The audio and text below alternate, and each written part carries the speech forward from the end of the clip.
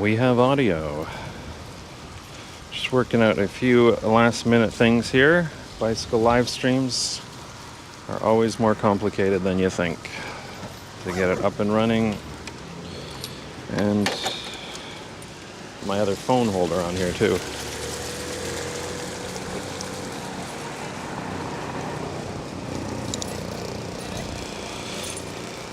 Can everyone hear me all right? Audio levels okay? Hope your arm is feeling better. Not really, it's going to take a while to heal. My arm has generally gotten better, but the tendons are all fucked up, which makes it like impossible to use a computer.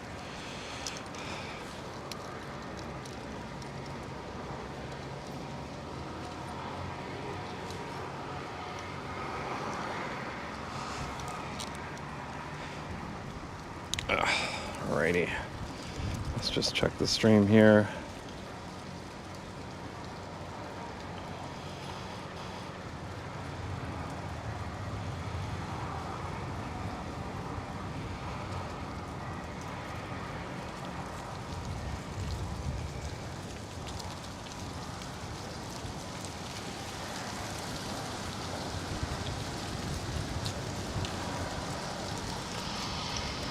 All right.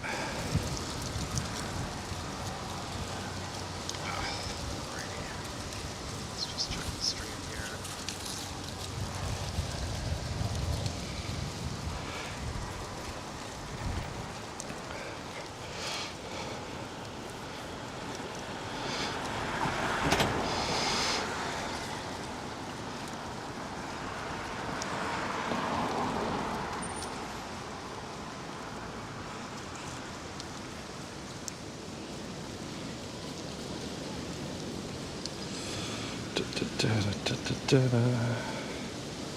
Okay, got the other phone holder set up. Let's see how video is.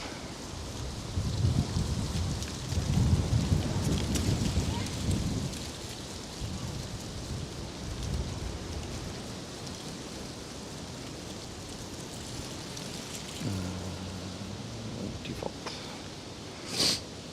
There we go.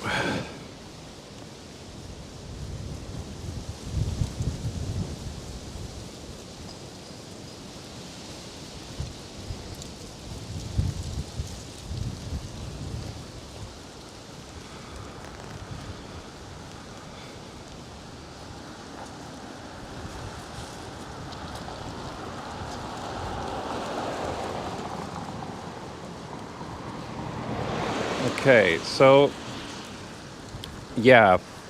Oh man, that audio sync. What a pain in the ass. So I used to use a Sony camera, but I scratched the lens of it. So I went back to my old GoPro Hero 7, which is the last GoPro that will give you a clean HDMI output on boot without having to futz with settings.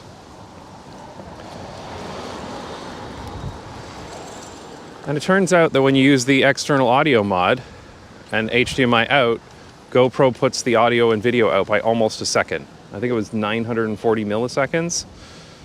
Ridiculous. GoPro sucks so much. I hate GoPros. I'm reminded why I don't use them. But you should see now, because I adjusted it in the Bella box, the audio and video should be a lot closer.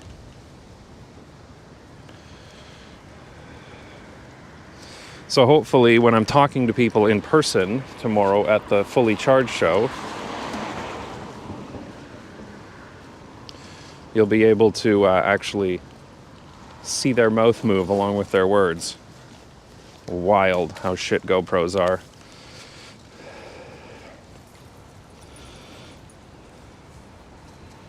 Yeah, perfect sync, but only after I adjusted it in software by 960 milliseconds. Like, that is not a trivial amount. I guess while I'm here, I'm going to get this 30 sign.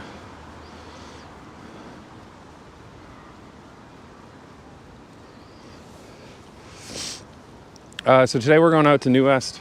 We went out to Oost yesterday, so now it's time to go to West. Maybe we'll get more traffic this time, eh?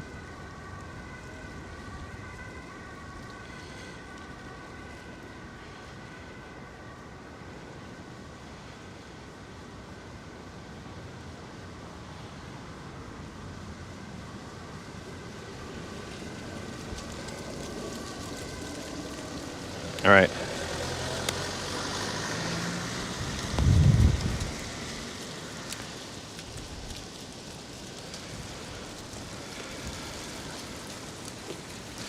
Okay, I'm not going to dawdle around here too long. This is Apollo Burt in Stroad. This is where you'll find all the Land Rovers and Letop Drempels. This is where you'll find all the Land Rovers, SUVs, cargo bikes, and bureaus. Actually, you know what? Is there, again, there's like no traffic. There's just no traffic left in this city during the day. It's so funny.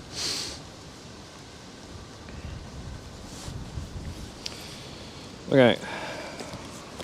Let me just grab a swig of tea here.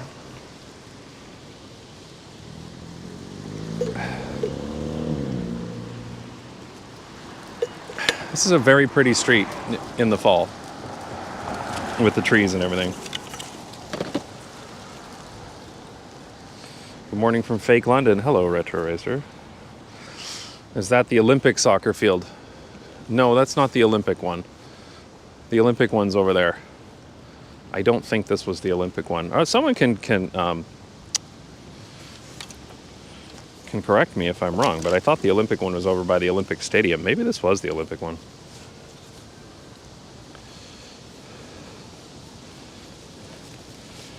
All right, anyway, first destination. Let me just map it out here and let's get this show on the road. I don't have a huge amount of time to stream today, but I got enough.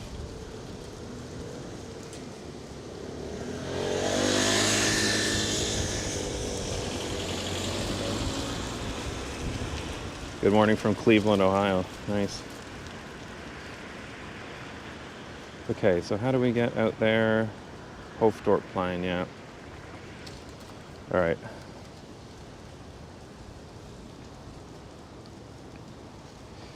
Yeah, some people said yesterday, oh, it must be because people are out voting. I guess now it's because most people in Amsterdam are sobbing themselves, crying in their beers, in their genevers. Genevers, I guess it is.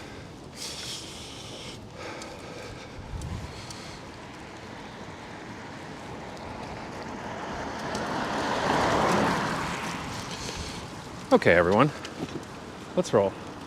We're gonna go out to, I guess I'll go via Hoofddorpplein, and we'll go out that way. How'd the election go? Lol. I won't talk about it too much, but it's not good results. The PVV, one of the far-right parties, was much larger than everyone expected and ended up being the largest party. The left-wing GroenLinks PvdA was number 2. And it will be very interesting to see what kind of coalition will be formed here. I know the VVD and the NSA said that they would not form a coalition with the VVD, but I guarantee you that will change. They'll just do it anyway. But GroenLinks can't. I mean, they're just polar opposites in every way, so it will be interesting to see what happens.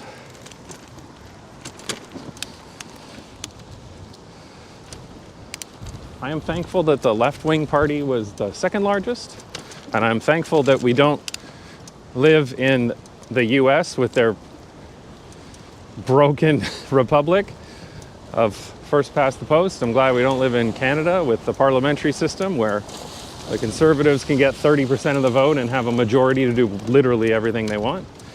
I'm glad that they have to form a coalition here. I'm glad that there are 12 other parties or whatever it is.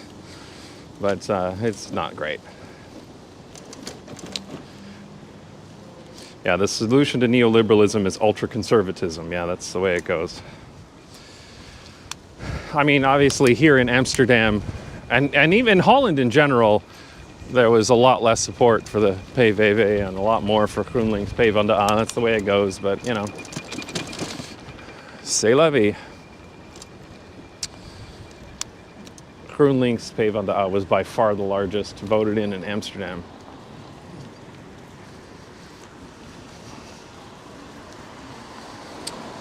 Okay.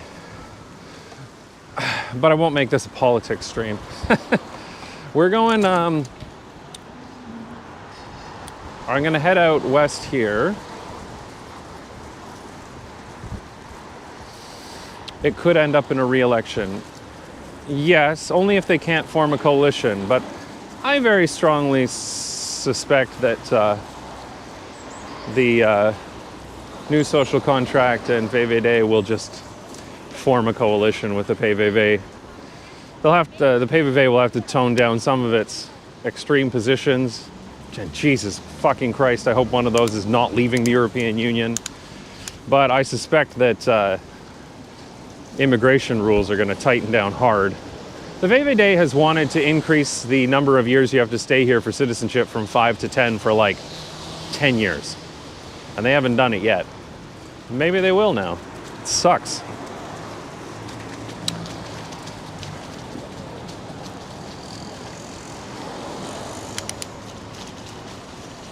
Anyway.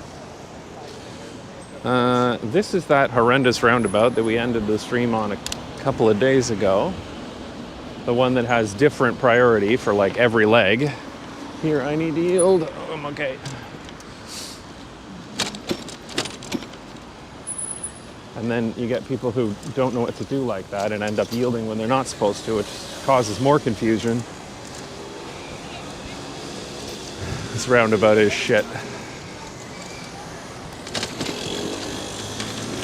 I mean, still better than almost any roundabout anywhere else in any other country in the world, but it's just shit. Unusually sunny in Amsterdam, isn't it? No. The weather's always like this in Amsterdam. Don't let anyone else tell you otherwise. The weather is always this sunny. Oh my God, it's so windy. I hope the mic isn't picking that up.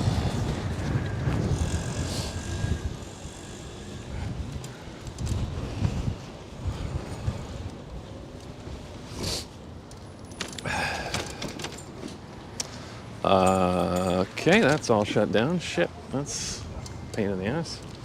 I hate going down Zeilstraat.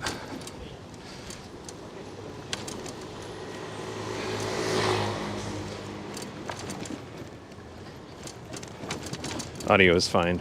Good. That's good. Good. These Rode microphones are actually very good. Can't complain about that.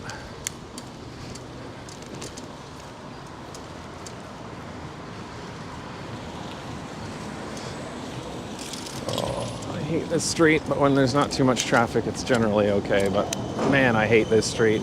Worst street in Amsterdam right here.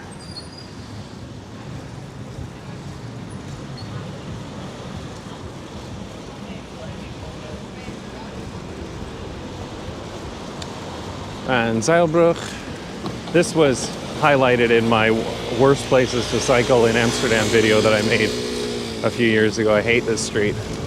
And you know what's interesting is that almost every other street I highlighted in that video has been redesigned since I made that video. Except for this one.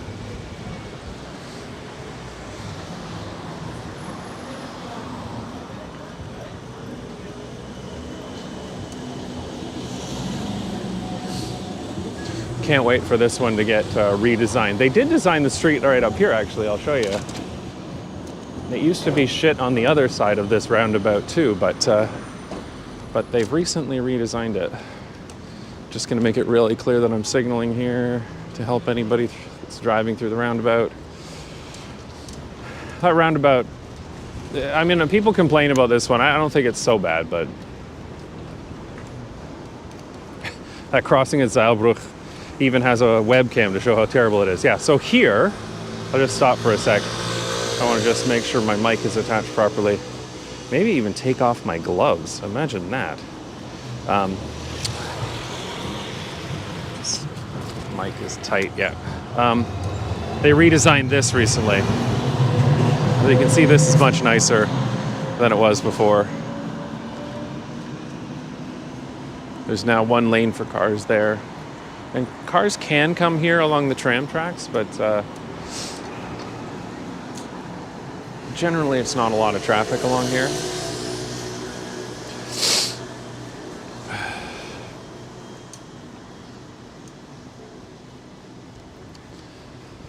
Alrighty. Yeah, so this is obviously much nicer, this design here. And you can see they got the area, the planters and the bike parking. Continuous sidewalks here, and I mean, there's so much parking that was removed, and now it's all bike parking, which is super nice, obviously. They've got parking over there, but they do the new parking where it's up at sidewalk level. So cars have to kind of go up onto the sidewalk to park, which means when there aren't cars there, the sidewalk is bigger, which is nice too. This is a good design of this crossing as well. Sorry, my panniers are flipping out here. Give me a second.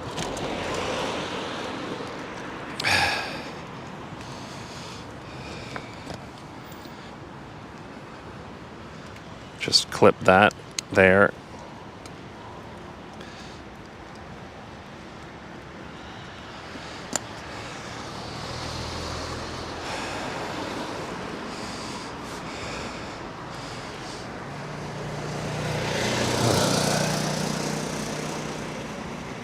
When I was younger, I fell on the bike on this street and I ended up blocking the tram, which was scary. Yeah, I bet. It used to be kind of shit. I mean, it wasn't that bad, but it was, by like North American standards, it was fine, but it was not good enough. And so I can't wait until they do the same kind of thing to Zalstrat. 2 streams in a row, yeah. Because, finally, because we have some weather that's not pouring rain.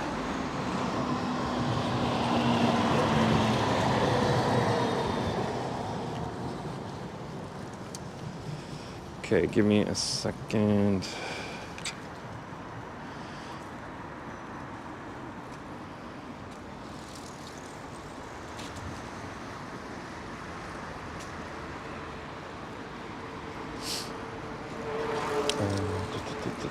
What am I doing?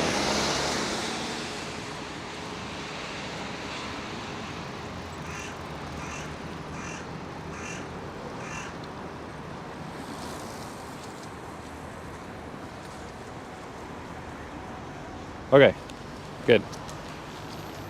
Let's roll. So, I want to find the roads that are that have been converted to 30 kilometers an hour as usual.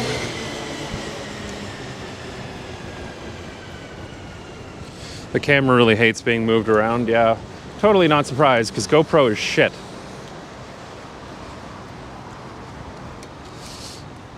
Did I mention that?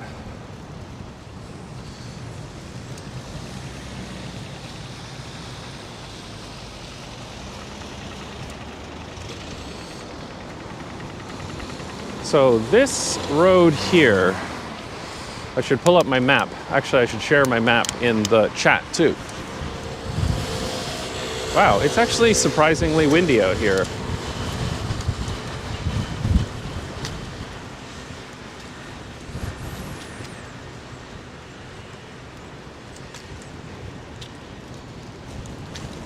With the change to 30 kilometers an hour, will they change how mopeds use the bike path? Possibly. I mean, right now, mopeds already can't use the bike path in almost everywhere within the Amsterdam ring. The highway ring, that is, not the canal ring. I'm just gonna pull up my map and share it with chat and have a sip of tea. Maybe we'll go up on that bridge. This is a bit nicer view.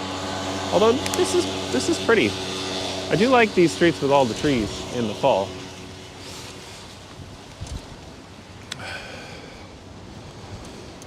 I'll just park here.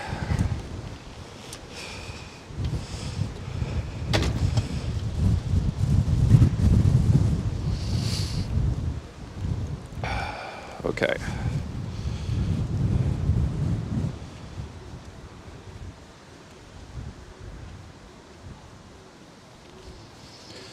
There you go. There's your canal shot. Anyway, let me pull up. Yeah, I would go with DJI cameras these days, to be honest.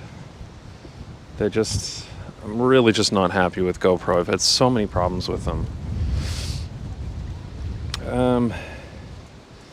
Let me pull up that. Let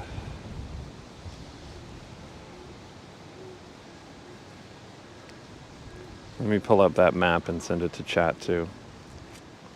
If anyone has it handy on Twitch, they can send it. I don't think YouTube lets you send links. I think they get blocked automatically. Okay, this is great.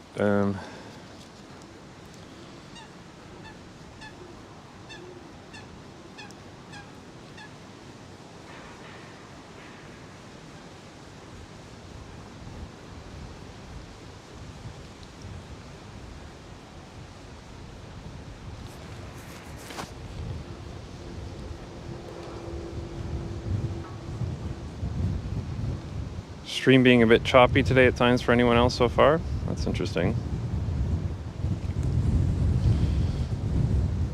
Hopefully it's not related to that fix I had to make to the GoPro for the audio delay. Anyway, I'm having trouble finding that link. I thought I had it here. Oh my god. The joys of bicycle live streaming and needing to do everything through a mobile interface.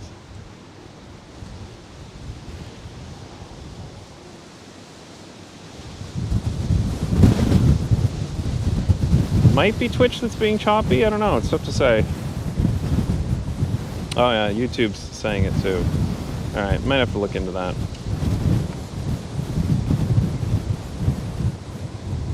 It is crazy windy on this bridge right now, so if the microphone is not picking that up, then good job, Rode microphones.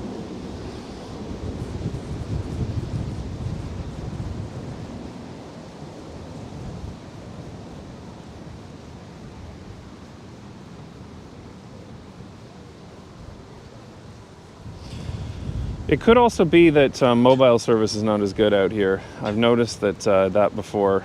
That the mobile service is not fantastic out and when I come out to New Vest. Okay.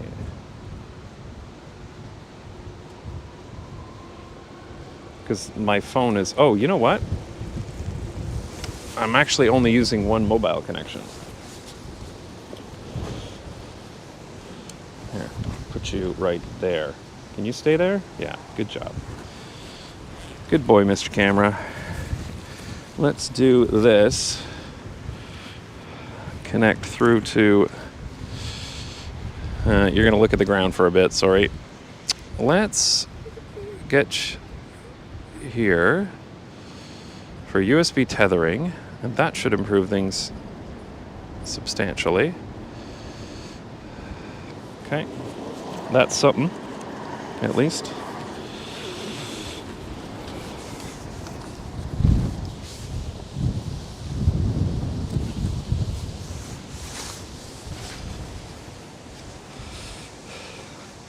I posted it already, not just bikes. Okay, thanks. Okay. Now, let me just check the encoder and see if it's got more bandwidth now. Yes, okay. So hopefully the stream should be more reliable. I'm across 2 mobile networks now instead of just the one, and that helps. Oh shit.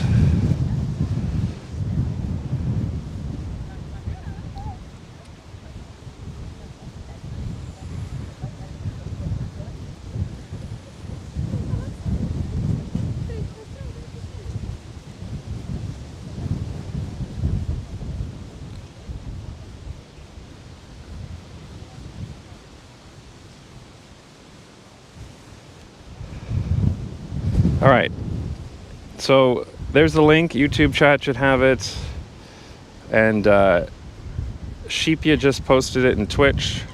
So that's the map that we're working from today. Sorry for the delay on that, but actually good that I'm up on 2 mobile networks now. So I'm out here. We just came down Hoofddorpplein.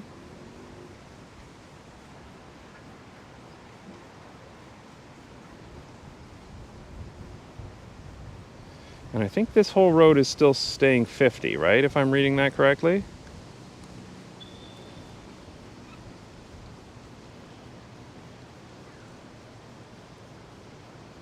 Yeah, this looks like it's still 50 kilometers an hour along here. So it's 30 coming out of Hoofddorpplein, but then it turns back into 50, which I guess makes sense that this road will continue being 50 as like the main road to get in and out of here.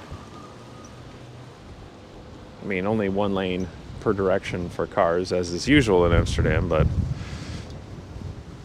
choppiness has gotten worse. That's not good. Chop is only affecting video, audio remains continuous. Interesting.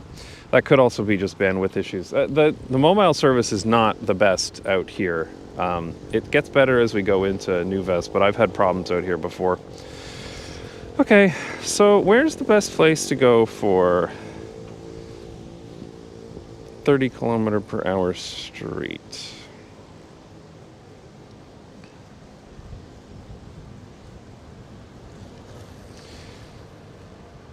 Because this is still going to be 50 all the way out here.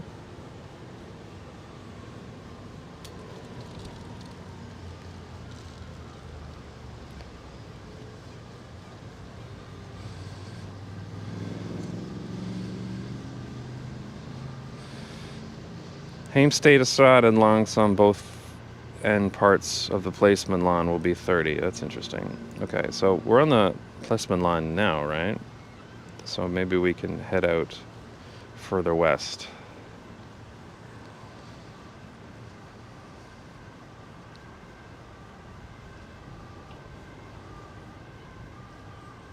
It is interesting to see what roads they're making 30 and which ones they're making or rather keeping as 50.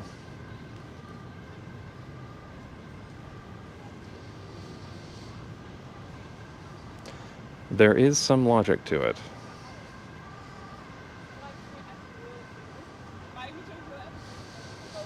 Okay, let's go to Stroad. I don't come out to Nuvest very often.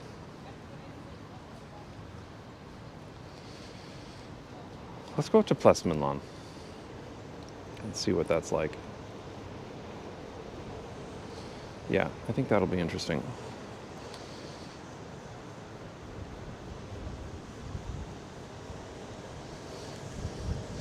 At the end is Langsom, which has been converted to 30. If you click at the tab 50 naar 30, you get a map where you're with a slider where you can see the roads that are going to be changed. Yeah. It's just such a pain in the ass to use those sites on mobile. Okay, let's go out west though.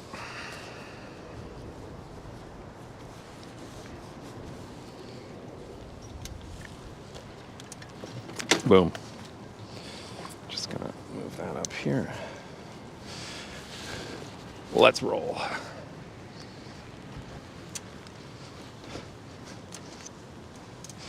Yeah, what is your opinion on the Israeli-Palestinian conflict? You know, it's so fucking funny to me that people need people to like weigh in on every political issue. It's bizarre. What the hell does that have to do with this stream?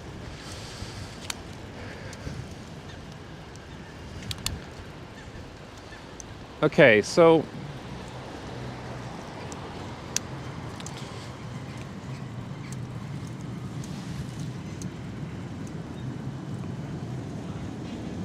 let's go out to, wait a second. I'm just gonna map this just so that I don't miss the turn off. There we go. And now we are cycling.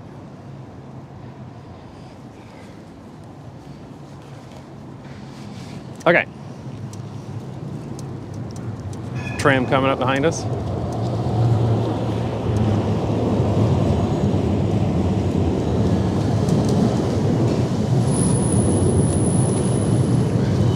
At a metro station on our right here, and the tram on the left.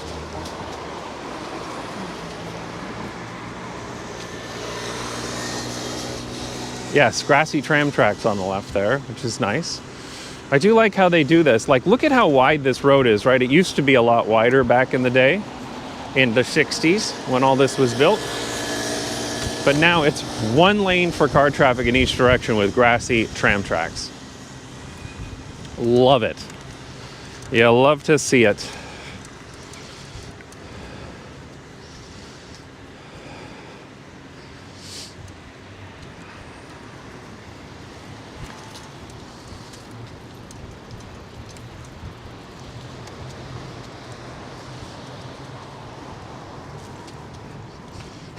Do you like Apple Maps or Google Maps? That is at least a somewhat relevant question. But I don't use Apple Maps because I don't have an iPhone. But I use Google Maps most of the time, but it's pretty shit for bike directions in Amsterdam, to be honest. So I use the Fietsersbond app if I'm going anywhere that I haven't been before.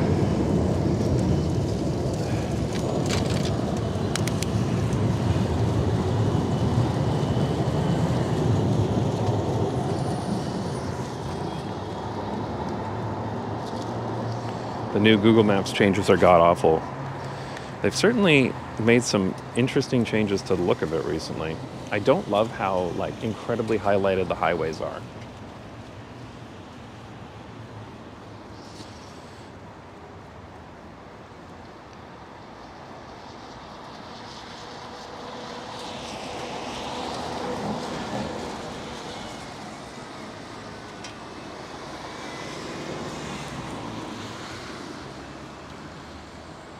That guy thinks he's on a BMX. Funny. Some of the light timings can be really long out here in New West. But it still does amaze me that everything here is only one lane per direction for cars, except at intersections where they'll have turning lanes. Might be worth a video on that sometime soon. Because the truth is, like, having a 2-lane road doesn't provide much capacity benefit over having a single lane road with turning lanes at intersections. Because people change lanes on 2-lane roads and jockey for position and cause traffic backups and crashes and, you know, minor crashes, but crashes and all that stuff. And, like, it's just a mess. It's also more dangerous to cross as a pedestrian because you need both lanes to stop. Most of the capacity improvements come at the intersections by providing turning lanes. So you can see there's turning lanes here for this junction. But then it goes back down to 1 lane for cars, which is a much better and safer way of doing things. Google Maps doesn't seem to show half the rail routes in London on the transit overlay. Google Maps transit overlays are really bizarre. In some cities, they'll show the tram network. In other cities, they don't. Like, I would really like to see the tram network, because here in Amsterdam, like, our metro system is not that expansive, but our tram network goes everywhere, and the trams often run in their own lane with signal priorities, so they run, like, as fast as a metro in many other cities. It would be good to see the tram on the map here. And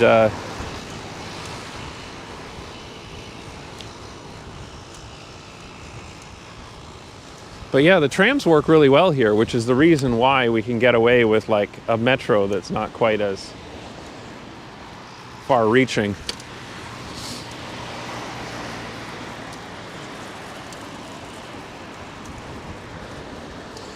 Okay, so this is obviously all 50 kilometers per hour, and it's staying that way. Google shows trams now on Google Maps in Amsterdam. Oh, that's good. I didn't see that last time I was looking. I should take a look. 2-lane roads incentivizes overtaking, which shouldn't be a thing within a city. Yeah, exactly. But, you know, tell that to North American traffic planners, traffic engineers. Now, okay, this is what I was looking for. This is becoming 30. So this was the first street I wanted to check out.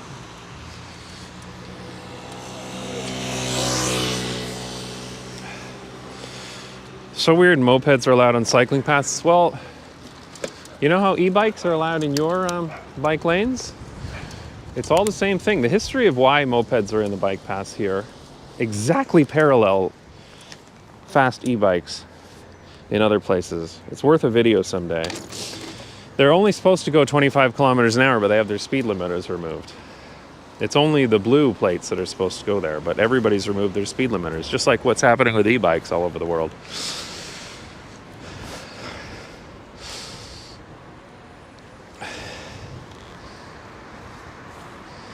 Okay.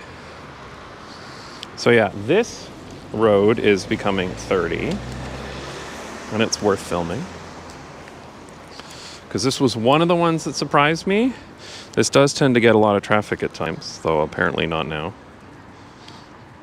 Which is live streams. And yeah, mopeds are allowed on the path because the road is 50 kilometers an hour. And they're supposed to only go 25 if they have a blue plate, if they haven't had their speed limiters removed. That's the theory anyway.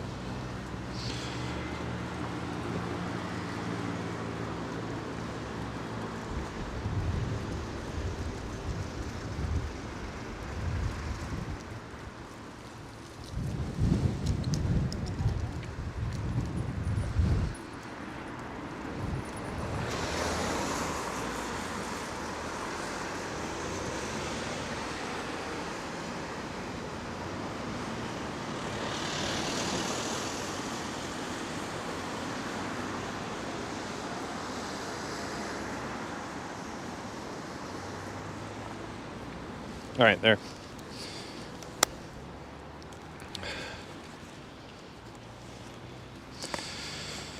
Yeah, it's very frustrating when I've seen urbanist videos from people who are ignorant about the Netherlands talking about the mopeds that here. They have no idea what the history is, why it happens, where it's allowed, where it's not. They're just like, mopeds shouldn't be in business, in bike paths. I'm like, okay, that's great. Thank you for your insightful commentary. We do need to get them out, but that's because they've had their speed limiters removed. And we do need to make sure the same thing doesn't happen here and in other cities with e-bikes that also have their speed limiters removed.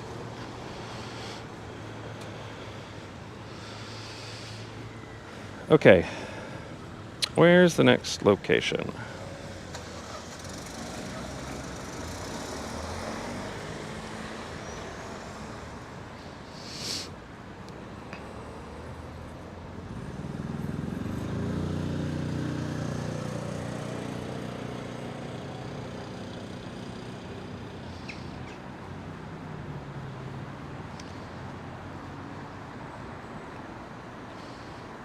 Yeah, the temperature is definitely better today. It's actually nice. I can ride without gloves. Although I'm kind of on the edge. My hands get cold really easily. I usually ride with gloves when it's under 15, but it's kind of sunny.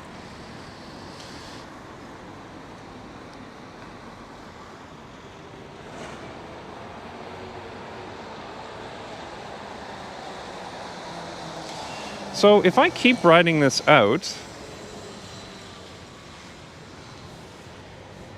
does this road eventually become 30 as I go farther out? Oh no, not F.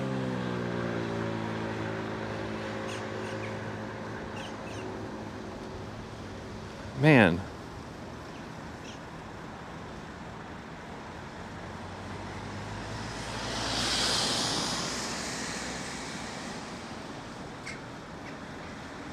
Is warm t-shirt weather. Possibly.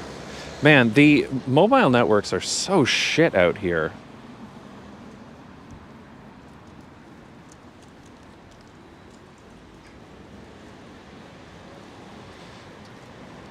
Okay, I'm going to go a little farther.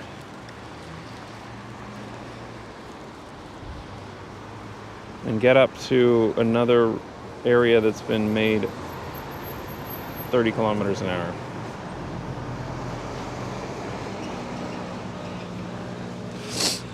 My grandmother sold Solex, the original Fiats Met Holt motor.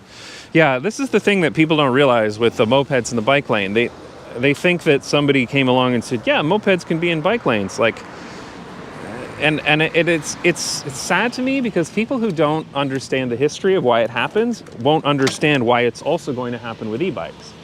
Because the reason why there are mopeds in the bike path is because there used to be these bicycles that had motors. They were literally the e-bikes of the 20th century. Not electric motors, but gasoline motors. And so they were literally just bicycles, but they had gasoline motors. I'm going to have to cross here illegally because there's no other crossing. No, I guess.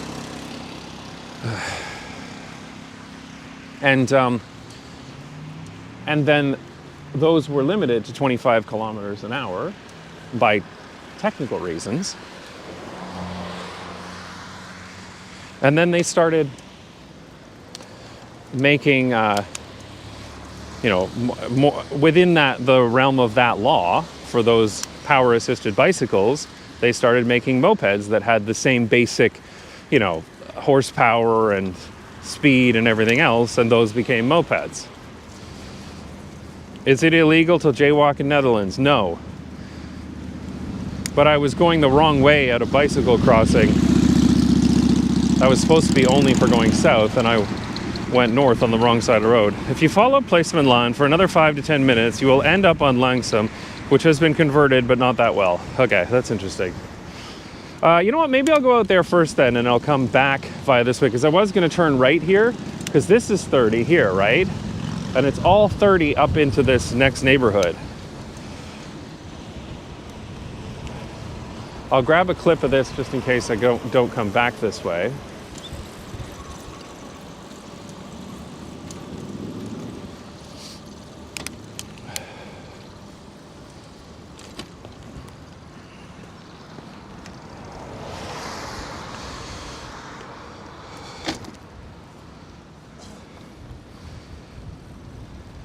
Hi from Australia, basically South North America with our infrastructure. Yeah, I remember when I went to Sydney and I was walking around and I was like, if you just dropped me here and told me it was Toronto, I would believe you. It's not until you get down by the waterfront that things start to look different. I think it was actually amazing to me how similar Australia and Canada were in terms of like so many things. Which kind of makes sense given their history and all, as British colonies, but still,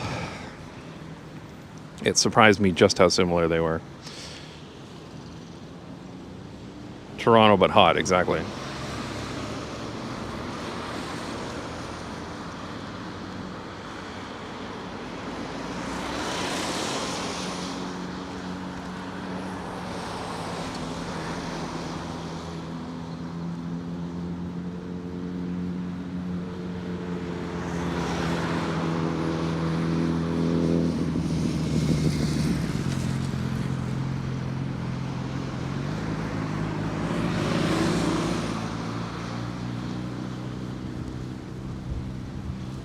All right, that was good. I actually got some footage of cars. They're asking, isn't Australia half decent for public transit compared to North America? Canada's public transit is way better than the United States, like way better. Except for New York City, the Netherlands has, Canada has better public transit for a city of comparable size pretty much across the board. And I think it's similar to what I experienced in Australia, but I've only been to Australia once, so it's not like I have a huge amount of experience with Australia. Okay, let's look at going out west here to Langsam.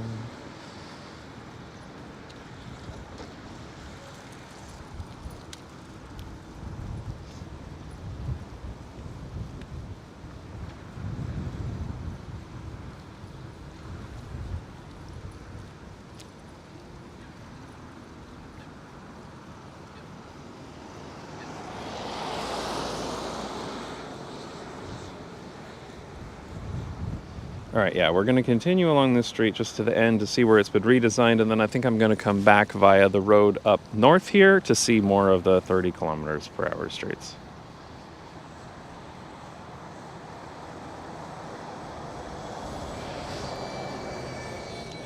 But first, sip of tea. Electric bus. You can hear them coming.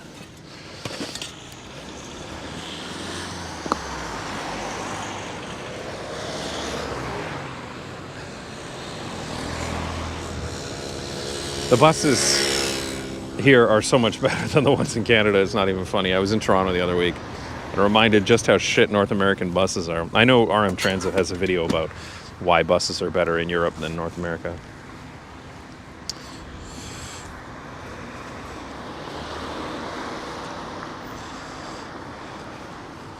Is the stream holding up any better now? Now that we're out here? I don't know how the mobile signal is when we get farther out west. I just know that over by Hoofddorpplein it can be really shit. The plans of Eindhoven to build grassy bus tracks for a bit in the center, that's cool. Yeah, there's a bunch of these grassy tram tracks that can be driven over. They use those little pavers with the holes in them for the grass to grow through, which means also emergency vehicles can use them too, which is good.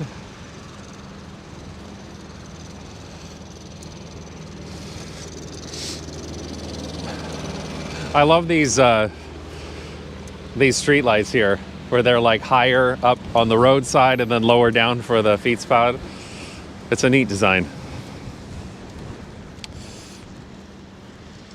Audio is good, dropping a few frames here or there, but overall quality is good, yeah.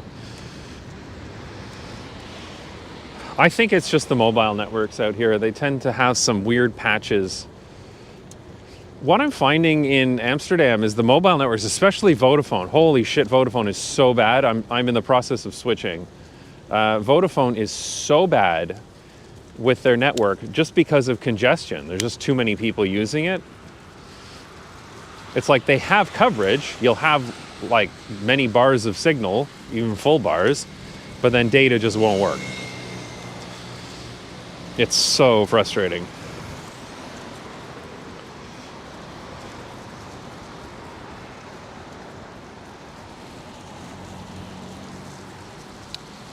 Oh, this is pretty though, eh? I actually really like this.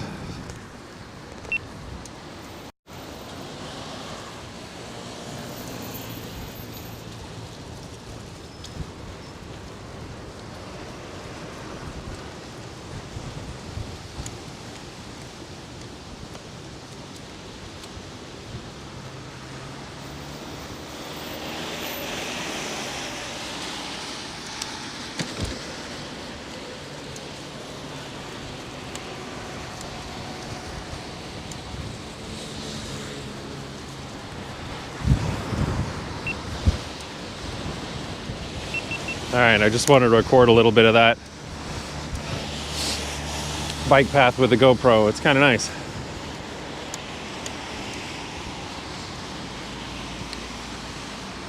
We're going out to the end of this 50 kilometer per hour road to see where it has been designed to be 30 kilometers an hour.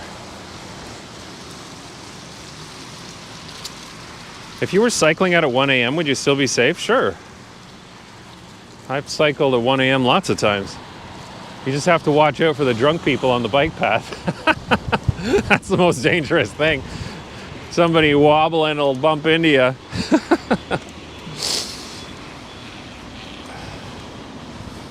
Audio's okay, video stutters. It's interesting. But I mean, that's also like when the bandwidth goes, it's the audio that, the video that will drop first.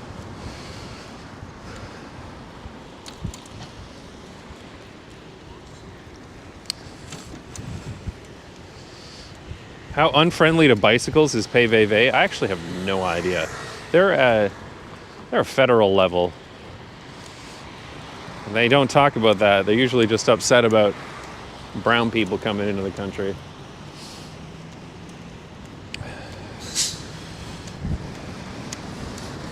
I cycled at 1 a.m. in Amsterdam last year when I was there. Felt completely safe. Yeah, Amsterdam's a safe city. There's There's no time you can't go out cycling. It's fine.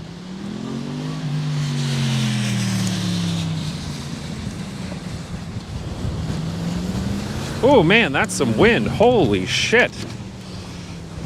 No political party is unfriendly to cycling in the Netherlands? I mean, the VVD spends an awful lot of money on car infrastructure at the expense of cycling and public transit especially.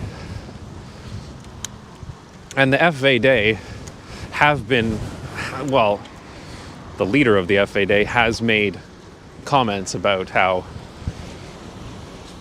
cycling is a problem, but it's you can't really like remove cycling paths in the Netherlands. People know how useful they are, and they wouldn't want that to happen. But I think one of the issues is that when it comes to budget, so much money goes to cars, and there's nothing left for anything else. Like, you know, people complain about public transport, but the Netherlands has spent more on car infrastructure than rail infrastructure consistently for the last 3 decades. Mark Rutte cycles to work. Yes, he does. But I think the fundamental issue is that at some point in time, your cycling plan has to become a car restriction plan. You can't have lots of people cycle when your city centers are rammed with cars. And when the VVD is building tons of new highways, or widening highways, those cars have to end up somewhere. And they end up in city centers.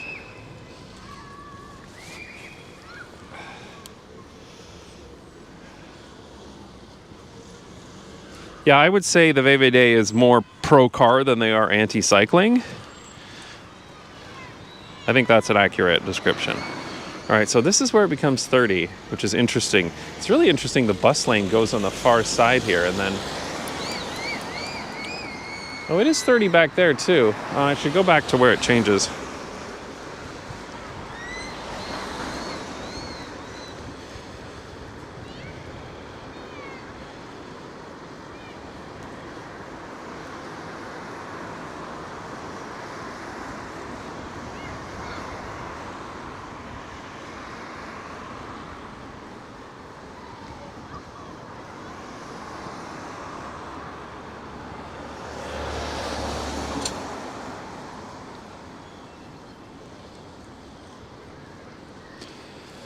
So there you can see it's been redesigned with narrow lanes and speed bumps and everything else. I want to go back to where it changes from 30 to 50 though. Yeah, after the roundabout it's already 30. National, not federal? That's what I mean by federal. In Canada, we call it the federal elections when it's the national level elections. Same thing. As opposed to provincial or municipal elections.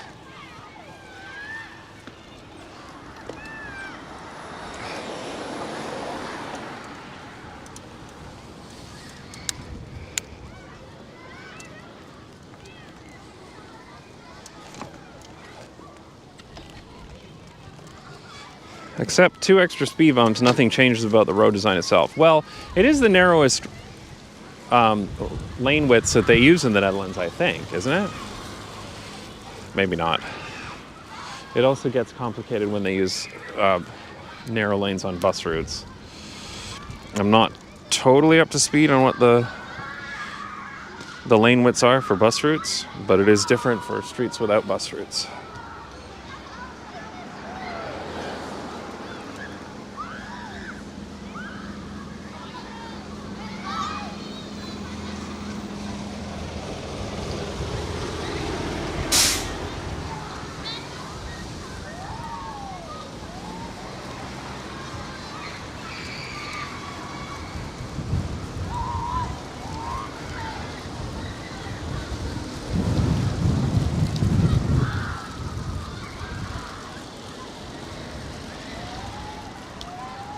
Man, it is so windy out here. How often do you stream? I have no idea.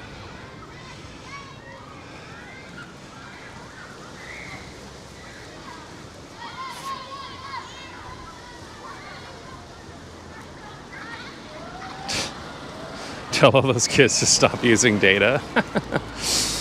Yeah, I'm sure that's where the problems are coming from. It's those children at the playground using too much mobile data. I don't think I brought my external microphone. It is way windier out here than I thought it would be, so I'm not sure if the audio is going to be very usable, which kind of sucks. Okay, I'm going to go back to where it turns back into 50.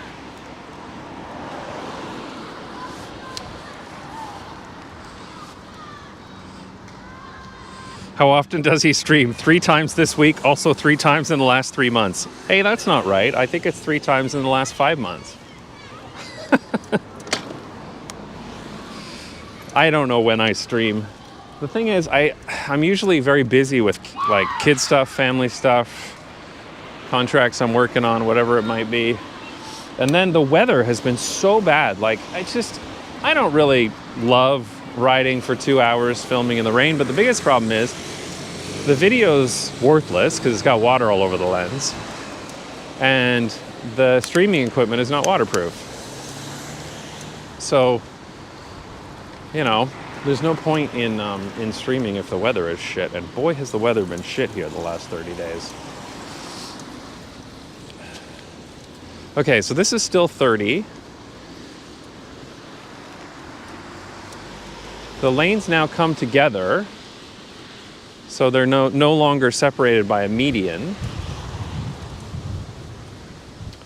Interesting that they still kept the bike path, though. The Netherlands is a unitary state, not a federation. That is going to be on the example. Well, that is true. If the camera for video is also using the Rode mic, it'll sound perfect. Yeah. Unfortunately, it's currently plugged into the streaming gear. If I unplug it from there, then you will no longer hear the audio. But that would be an option if I wasn't streaming, for sure. Like the randomness of the live streams, nice surprises. Yeah. Maybe someday I'll get to a schedule, but it's just so weather dependent. Oh, there's like a little bit, for some reason, there's like a tiny bit of clinkers here.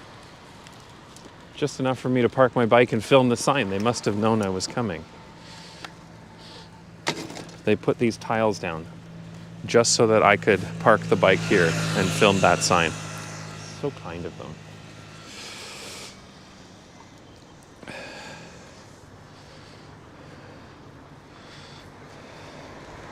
I love it when I say I won't be streaming because it's raining and people are like, "You're not made of sugar." And I'm like, yeah, my electronics are though.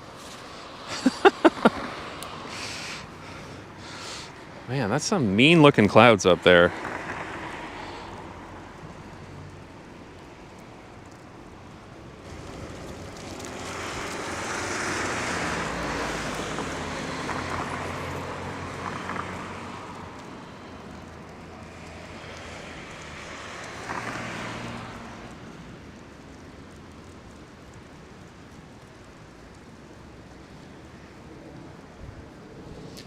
The sky was so nice and blue when I left the house. Decommissioned bus stop? Yes, that is probably what this is.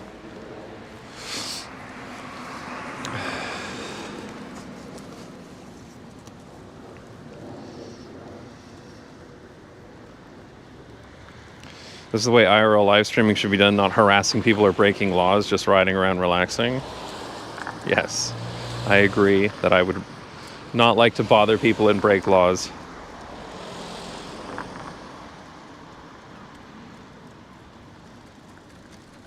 Do you think bus lanes should be prioritized over bike infrastructure?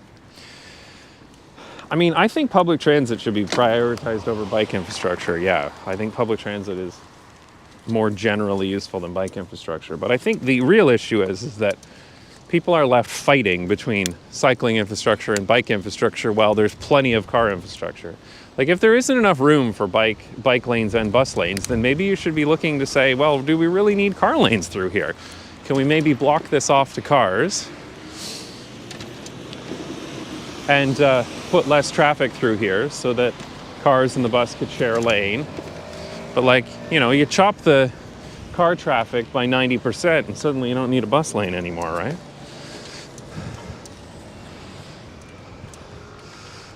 Just gonna get this 30 sign here.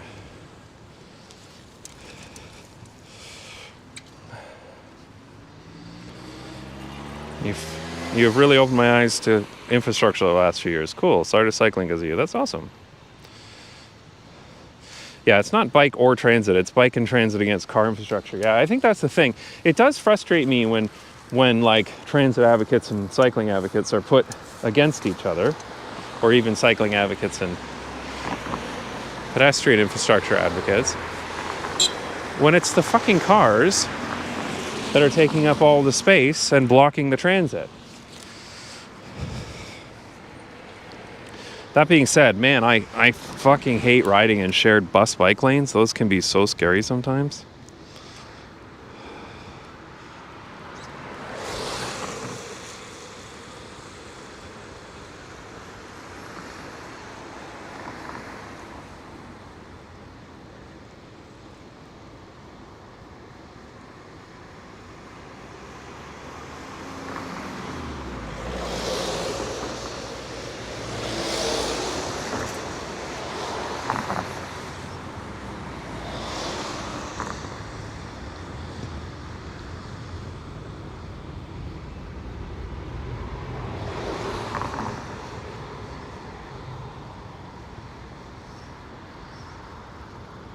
All right.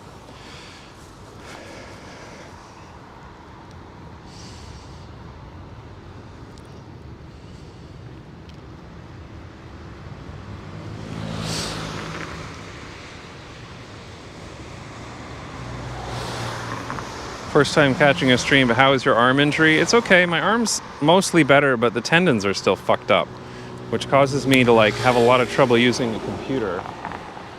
So I don't get this. They put that sign, that one there has the sticker on it. That's the one I just filmed. So it's saying that this will be 30 kilometers an hour, but then it's 50 after the roundabout. So is that sign that's covered really there just to tell you that this like few meters here is going to be 30 now? Like, why do they even need to put a covered sign? It's like, what is that, like 20 meters, 30 meters of stretch of road before the roundabout?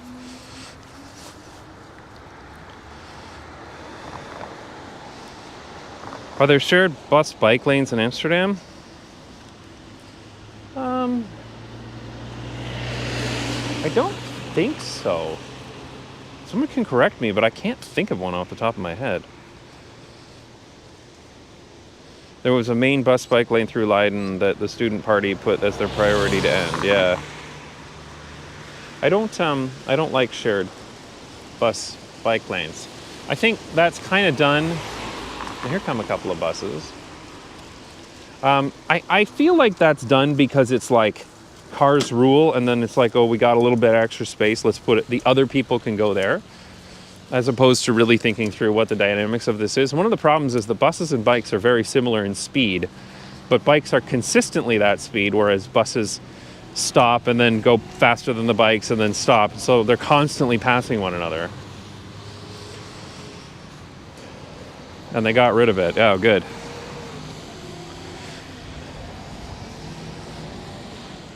Waterloo Region proposed as part of their AAA bike infrastructure a bus bike lane that also allowed cars. Oh yeah, okay. What's the point of making 30 there? It's already calm. This is not a direct city center. Well, I mean, they're doing it for safety. They're doing it for noise. There's lots of reasons. There is logic to each of the streets they chose for 30 kilometers an hour. Okay, so we're out here now. I'm gonna go one street up, and then I think we're gonna film some of those 30 kilometer per hour ones up there. Let me just double check the timing here. How much time have I got?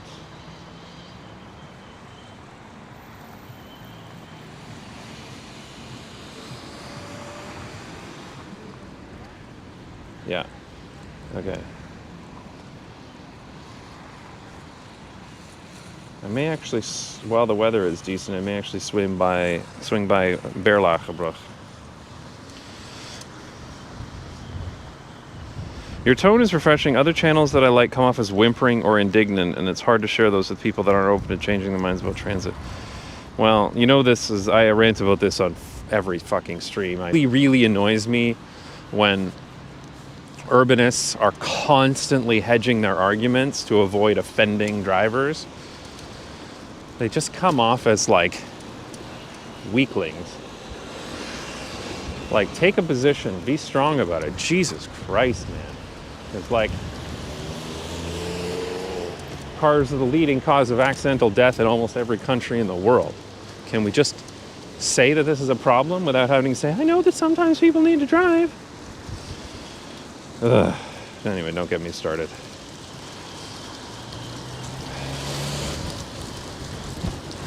I was taught as a kid not to overtake buses on a bicycle.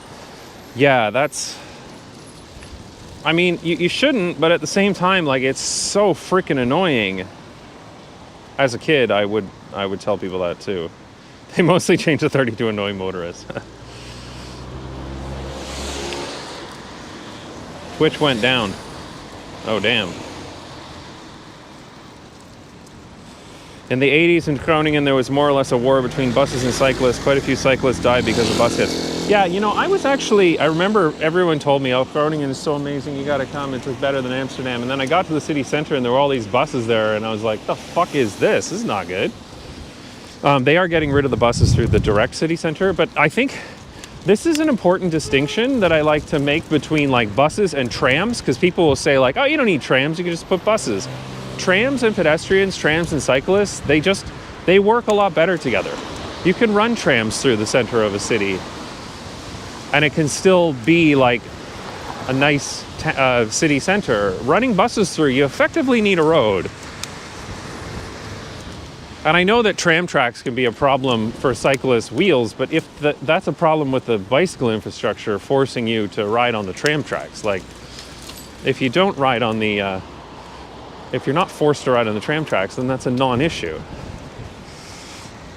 At least they got rid of the buses now, yeah. That's true.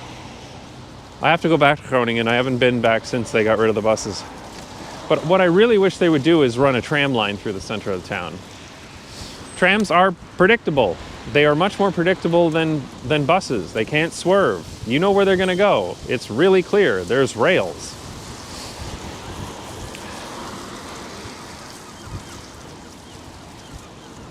You know, when I was in Freiburg and I saw all those trams running right through the city center and all the people cycling to the right of the trams, and I was like, yeah, this works. But if this was buses, it would not work this well.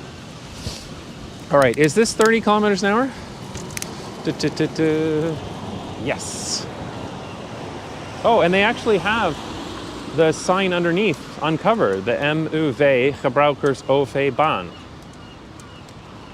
So basically that says, with the exception of users of the public transit lane. And it's interesting the way they wrote it that way, because it's public transit vehicles that would use that, emergency vehicles, but also taxis with a passenger in them. So they will not be restricted to 30 kilometers an hour. Tram line was considered for Groningen, rejected by the population. Yeah, Groningen should have a tram line. It's certainly the right size and design. It would work very well there. We finally know the sign. Yeah, there you go. Now we know what that sign says. Interesting.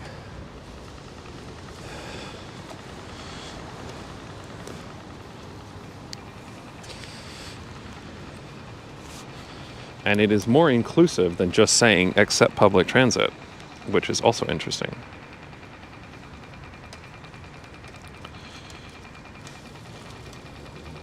I'm over here now better than YouTube. Interesting.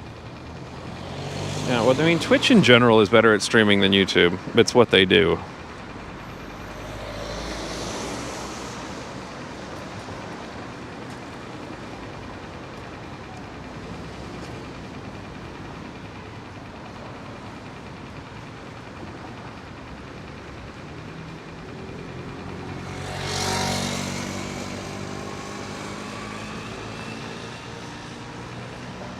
Still no fucking traffic, though. Okay, oh yeah, the light is about to change. All right, I'll finally get some traffic in my shot.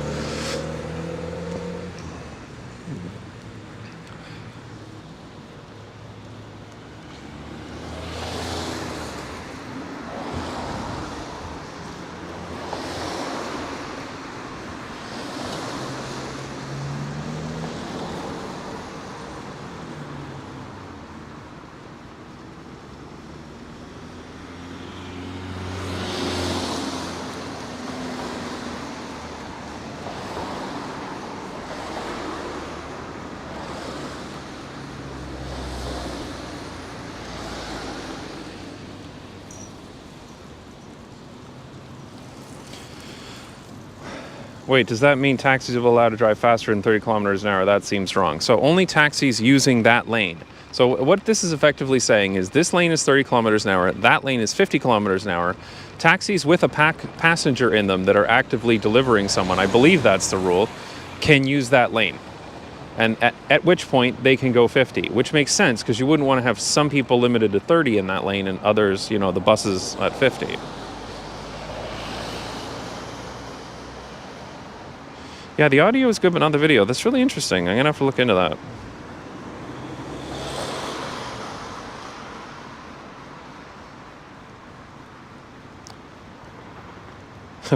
Road with traffic hype. I'm from Bergen, Norway. I really liked your video on Oslo. Surprised me how far they've come since I was last there. Yeah, Oslo has improved a lot. I was there in 2018, I want to say, and it's way better. I do just want to grab some clips of this intersection because it's very large for a 30 kilometer per hour intersection.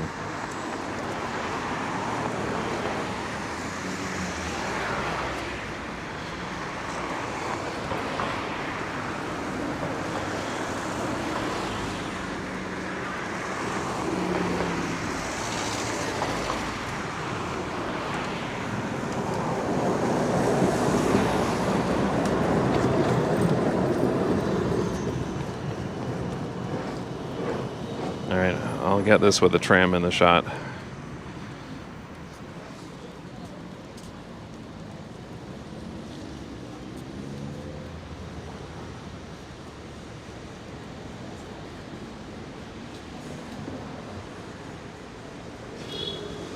Rip quality. Yeah, let me just check how much bandwidth this thing has got. How is Oslo better? What were the improvements? Lots of new bike infrastructure, lots of roads that are cut off to cars through traffic, way less traffic in the city center. It's holy shit, it's crazy. There's like no traffic left in Oslo in the city center. It's gone. Like the roads just feel empty. It's super overbuilt. It's surreal how much they've changed. That's what happens when you get a Green Party in leadership. Plenty of bandwidth. I actually wonder if this audio delay to compensate for the GoPro is causing video problems. I'm just gonna stop it and turn that off so the audio delay will be back, but you won't notice it because you don't like see my mouth moving when I'm talking. And let me know if the video is better. I think you are dropping frames on the end that is repeating the Bella Box stream.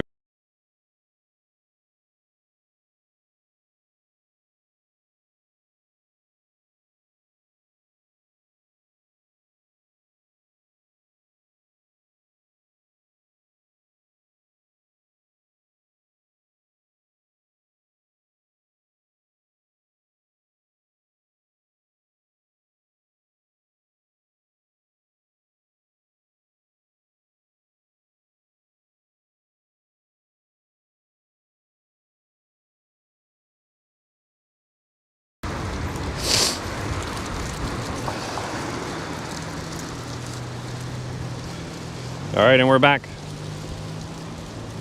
30 kilometers per hour isn't that bad. It's annoying at first, we'll adapt and get used to it. The flow of traffic is much more important. This is one of these things, you know, people are like, oh, if it's 30 kilometers an hour, we'll never get anywhere. But actually, slower traffic like that, slower speeds flows better. You get better flowing car traffic because it's easier to merge in and out. There's less there's far less issues with like speed differential cause backups. So 30, I'm probably just going to keep along this street until it ends, I think. Thanks for introducing me to Type Ashton, the Black Forest family. Yeah, no problem. Type Ashton is great channel. It's lagging again. F GoPro down. Oh, Jesus Christ.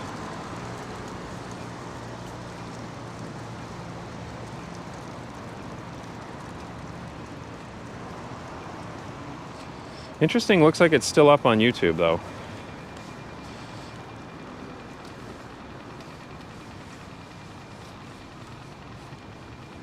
Yeah, YouTube's still fine. So maybe it's a Twitch issue. A Twitch issue.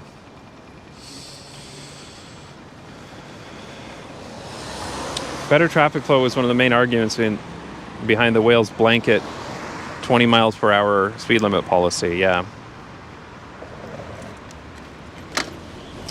Yeah, I mean, traffic does flow better when it's moving slower. It just gives more people more time to react, and more, you know, it's easier to merge into a gap in traffic. The gaps don't have to be so big.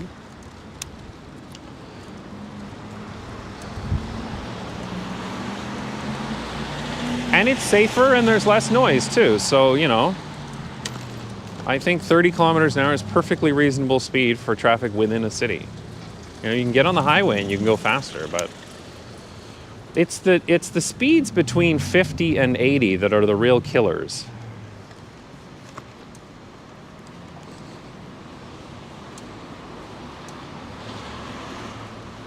They got so many of these covered 30 signs here.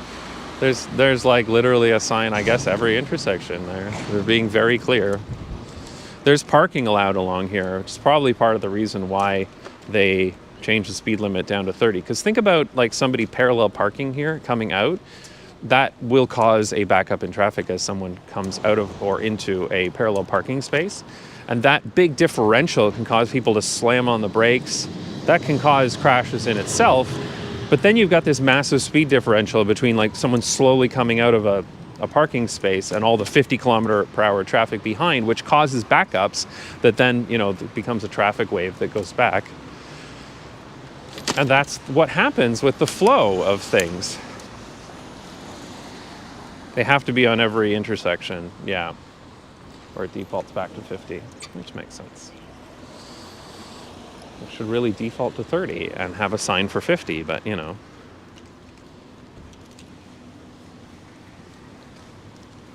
So yes, there's another one after this intersection. And the truth is, with this many intersections, you should not have this many intersections with a Gebieds- und Sluitingsweg. That starts to get into Stroad territory, right? Like, with this many intersections, you should have slower speeds. And again, 30 is going to flow a lot better along this street because of all the people coming out of the driveways and parking spaces. It won't back up as much. It'll be easier to merge into traffic, etc., etc. Can they not change the default limit? The default limit's a national thing, yeah. Maybe I'll grab a... Oops. Maybe I'll grab a video of this 30 kilometer per hour sign, mix it up a little bit. I mean, there are houses here. This is crazy that this was ever 50. I think this is just was overdue for being 30, to be honest.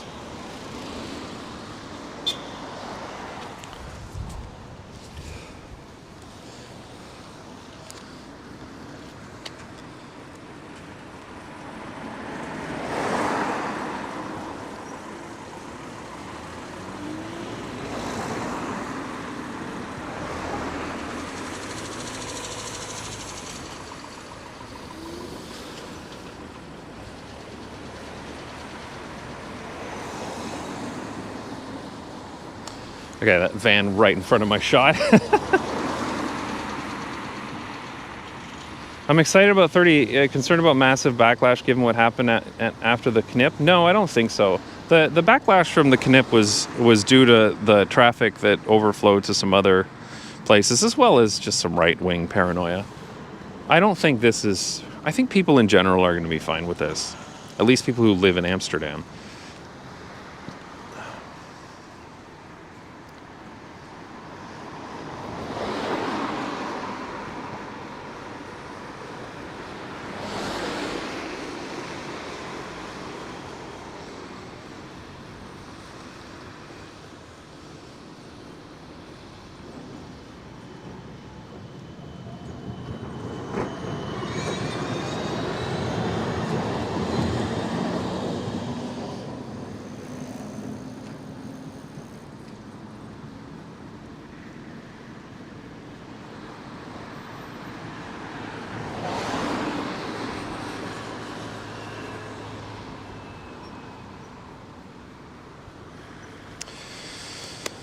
All right.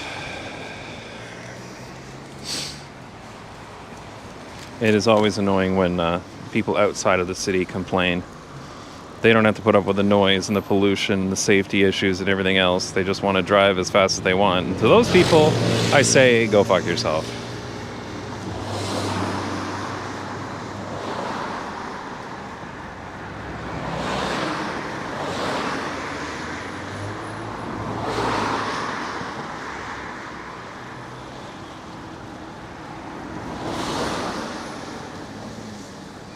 The big killer is unreasonable speed limits that makes people drive at different speeds on the same road, which causes a lot of accidents. Okay, so that's a myth. That's not true. That's true on like rural roads, but within cities, slower is always better. Like all of the research is really clear. The slower the speed limits in cities, the safer it is. When you're out on rural roads, you do want everyone going the same speed limit. But that is a consistent myth. It's really popular in North America, I find. That there's this research from the 1950s that showed that speed differentials were very dangerous, but that was research done on rural roads in the United States. And on highways and rural roads, that is true, but within cities, it is not.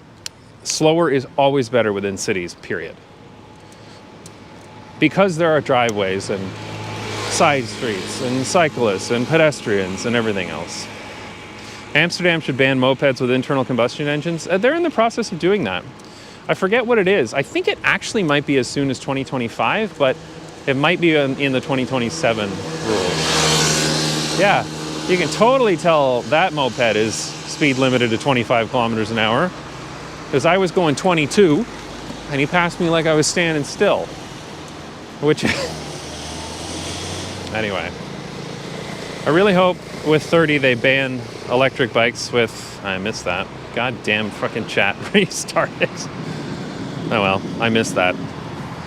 They do have to watch the speed limits on electric bikes, because, like I said, like the whole moped thing, it came out of power-assisted bicycles that were limited 20. I'm gonna get this traffic. 25 kilometers an hour, and we're repeating history with e-bikes right now, with like the fat bikes and everything. It's literally the same thing. This is the most cars I've seen on any of these streams in the past week.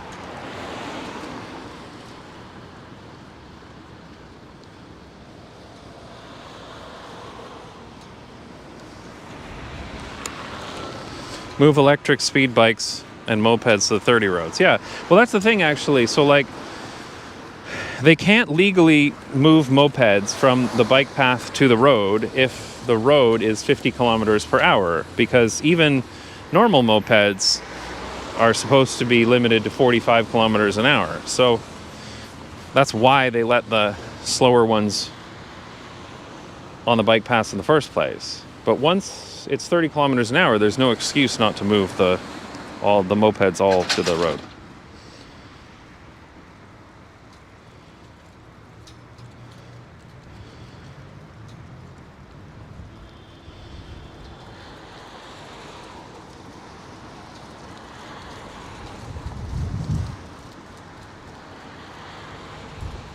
Just catching up on chat here. I know quite a few people who cycle faster than 25 kilometers an hour on a regular bike, so that limit seems a bit arbitrary to me. Yeah, but you have to use your muscles. You can't do that consistently. Most people can't do that consistently for large periods of time. The Fietsersbond has been talking about a 20 kilometer per hour speed limit on bike paths within cities. And that's because in the Netherlands, like, this is not just a bunch of racing bike enthusiasts that are using these things, right? There's children, there's like 88-year-old women. It's like,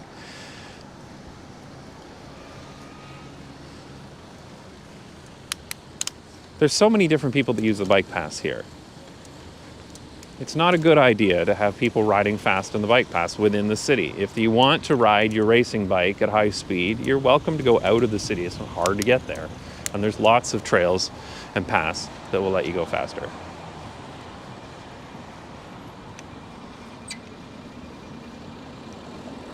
Part of the change is to let electric bikes such as fat wheels on the road, yeah. It'll be interesting to see how this changes over the next few years.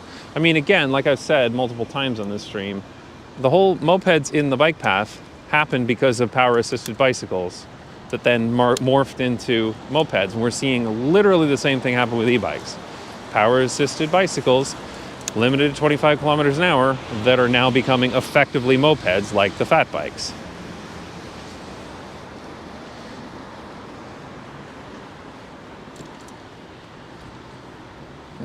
So many of these 30 signs, but yeah, they're required at every intersection, I guess.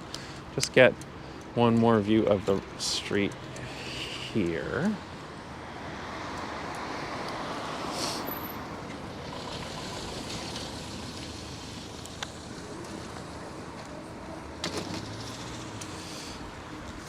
And I'm just going to slowly work my way back. I might just swing by Berlachebrug to grab a few more shots at the end.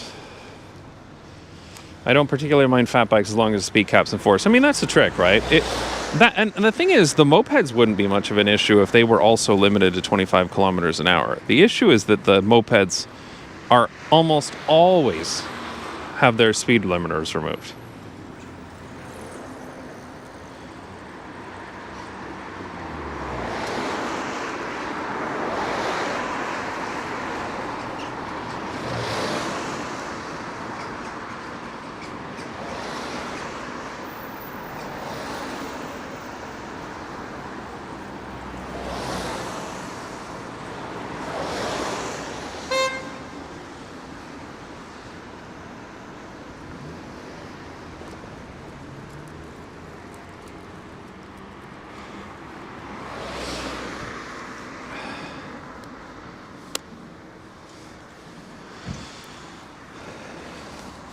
Yeah, Build the Lanes is correct that there are recommendations for GOW 30, and these roads don't follow any of them because they're designed for 50.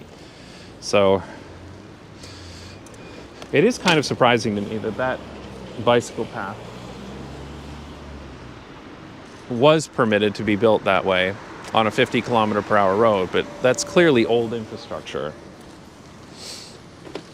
You can see that some people are taking the side road here instead of going along this bike path. They're riding on that side street there, which makes sense.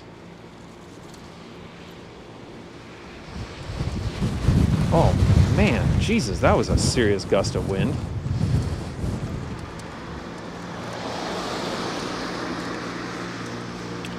Yeah, painted bike lanes on 50 kilometer per hour is no longer required. If I had to guess, I would say that this was probably last updated in the 90s. You can see it does have those speed humps with a passing area for bicycles, but this does not meet modern design requirements for the Netherlands. So this road's going to need a redesign. In fact, I think I'll grab a few more clips of it because this is a good example of a road that needs a redesign for 30.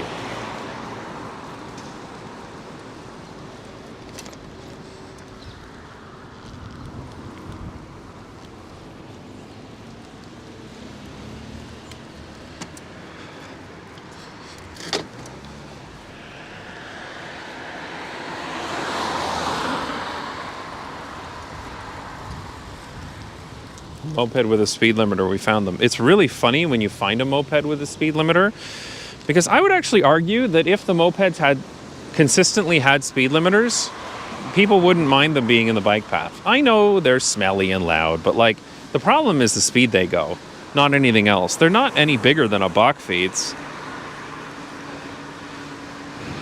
It's really the speed that's the problem with them. And the speed is because the speed limiters are removed. Which is why, greetings from Chile, big fan of your channel, great. Yeah, it's the speed that's the problem with these things. And we're going to have the same problem with e-bikes if we don't do something.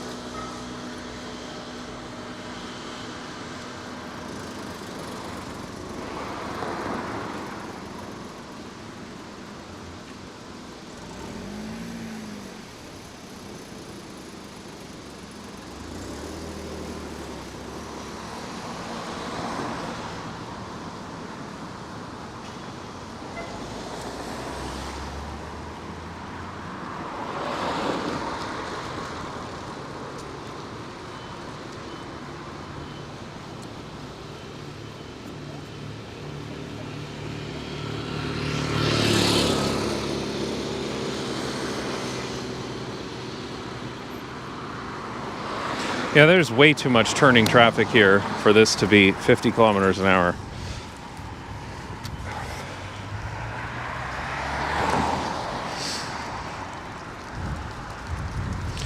I believe it's currently only illegal to have a removed speed limiter. The act of removing the speed limiter is not forbidden. Yeah, you know, I do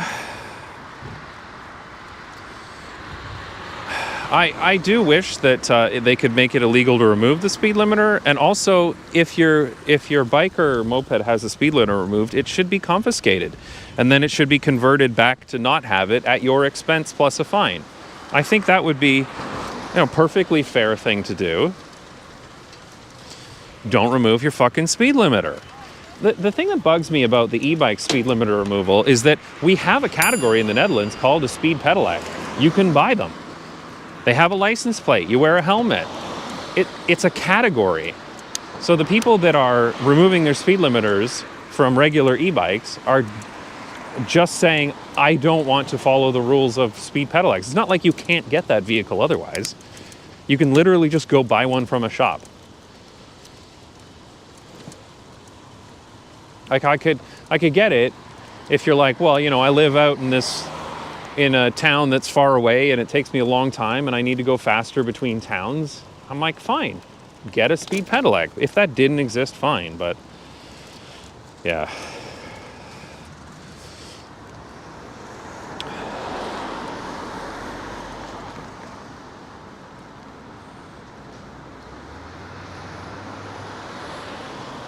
Give me a second, let me just check my time here.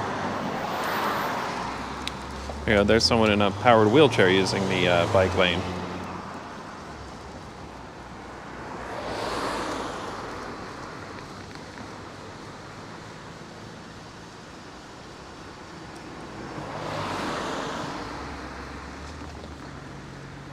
Do they need a moped license to drive those? No.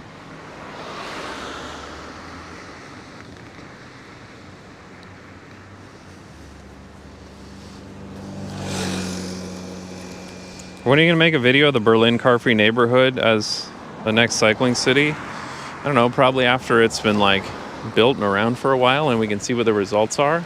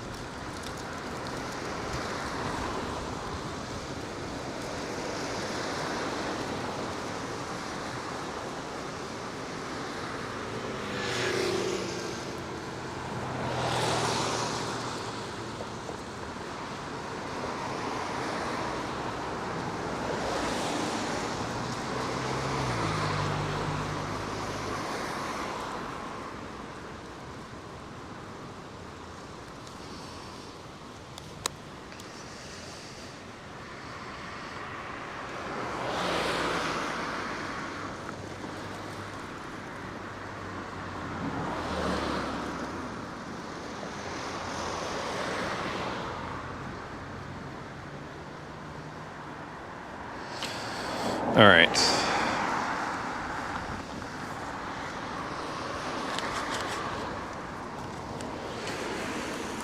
So the weather is turning for sure. There's some serious gusts of winds picking up. I'm going to check my rain radar and make sure I'm not riding into the middle of something. No, okay, it's just wind then.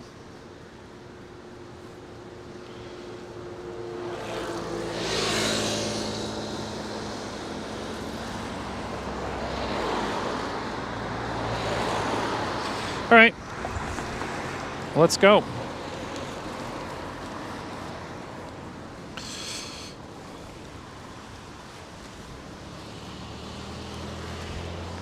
Man, this weather has gotten shitty really quickly. It's super windy out here, and it's getting dark.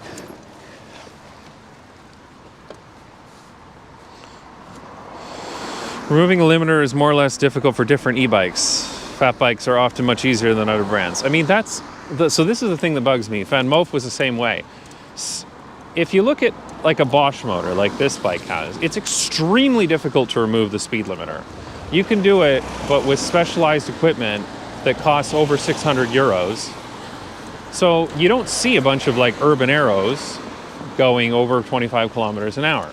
People buy those fat bikes and the Van Moofs because you can just use an app and remove the speed limiter, or rather change it to, or your region to a place where it's 37 kilometers an hour or whatever, and it'll just do it blindly. And they do that on purpose. Let's be clear, like Super 73, that's what it is, or Super 78, somebody correct me, and Van Moof do this on purpose. They make it easy to remove it on purpose so they can sell more. And they suck.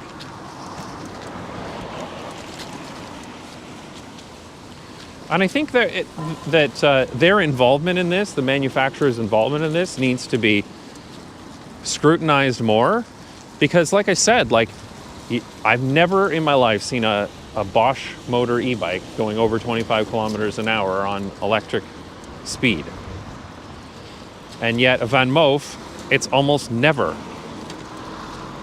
less than 25 kilometers an hour.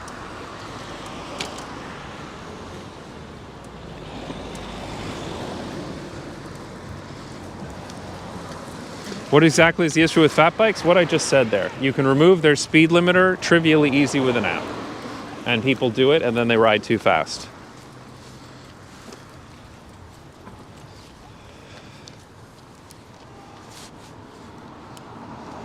Yeah, Van Moof are a piece of shit bikes. I'm kind of glad they went bankrupt. Fuck those guys.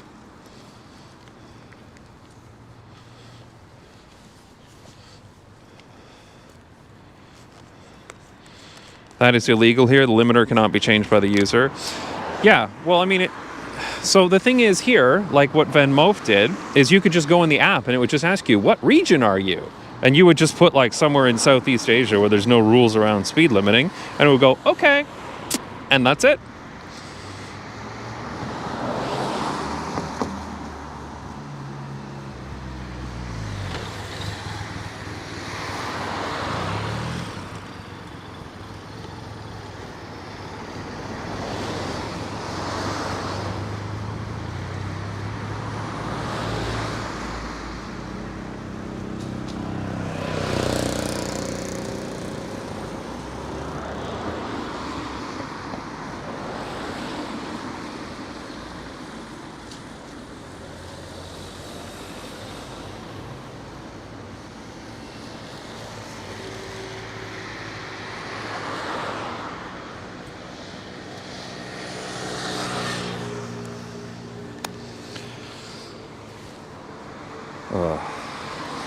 Yeah, the issue does come down to enforcement, but I really think that we need to call out some of these companies that make it way too easy to do it.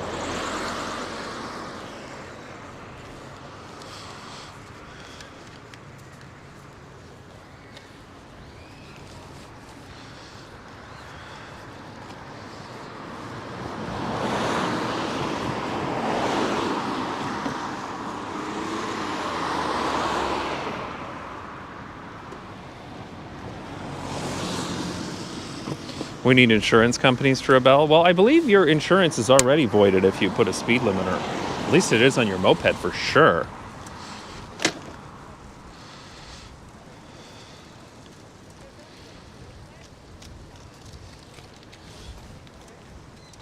Okay. There's so many of these 30 signs. Like that one's there too, I guess because of that street. But the fact that they need so many 30 signs tells you that this never should have been 50 in the first place. Like with this many driveways and side streets, this is basically Stroad territory, right? I mean, technically a Stroad needs to be at least 4 lanes, but like this is not really acceptable. Oh my good God, there's so many of these signs. I want to see if I can get a few of them in one shot with the gas station.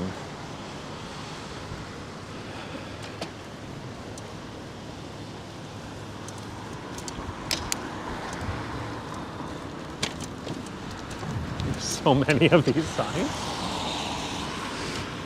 They kind of perfectly line up if I stand in the right place.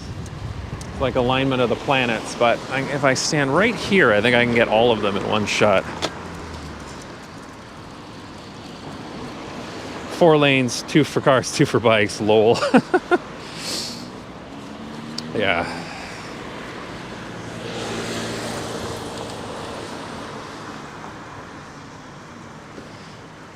I just don't think I can get on board with what Amsterdam is doing. They're seriously deviating from the norms.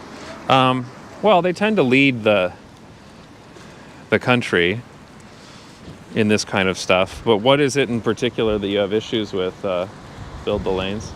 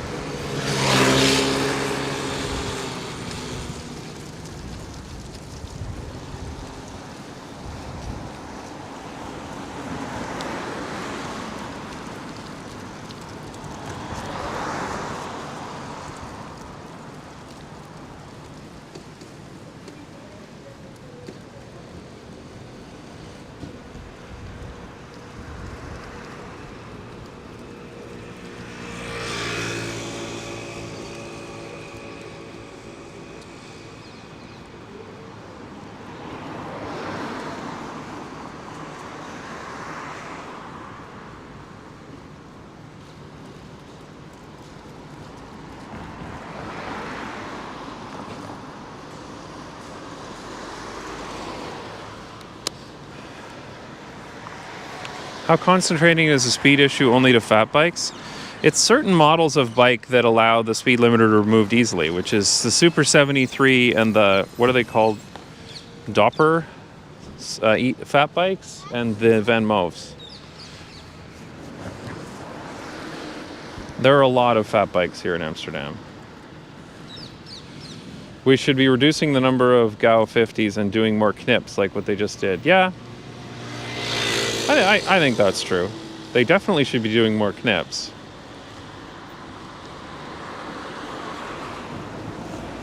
And I think that's valid concern. But leaving them as 50 is not viable. It's not a bad idea to lower speed limits, and mostly done through signs. I mean, a lot of it's done through signs, but there are changes happening too. And on the last stream, I went through a couple of streets that have been changed recently. There's a bunch that have had their designs changed.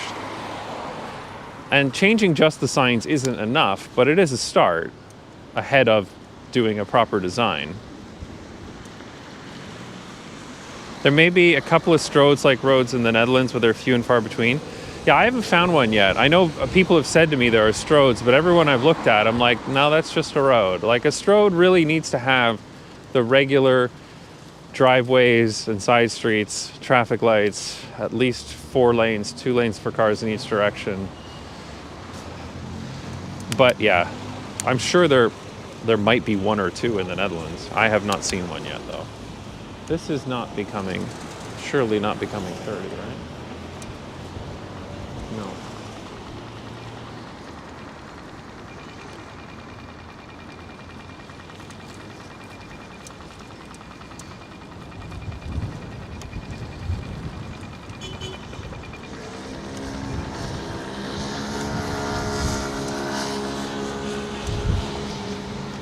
Stroads are everywhere in Belgium. Yeah, they're a lot more prevalent in Belgium. That's definitely for sure. I was just in Brussels a few weeks ago and reminded of just how bad some of those roads are.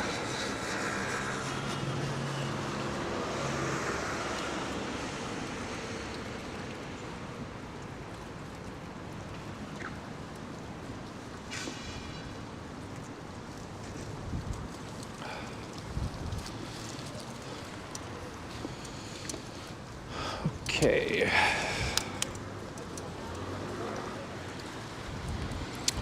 I have seen Amsterdam installing more speed bumps. There's been a couple of streets that I cycle along that have had, Jesus, yeah, I'm sure you're going 25 kilometers an hour. And that's one of the fat bikes. They're a lot more prevalent out here in New Vest.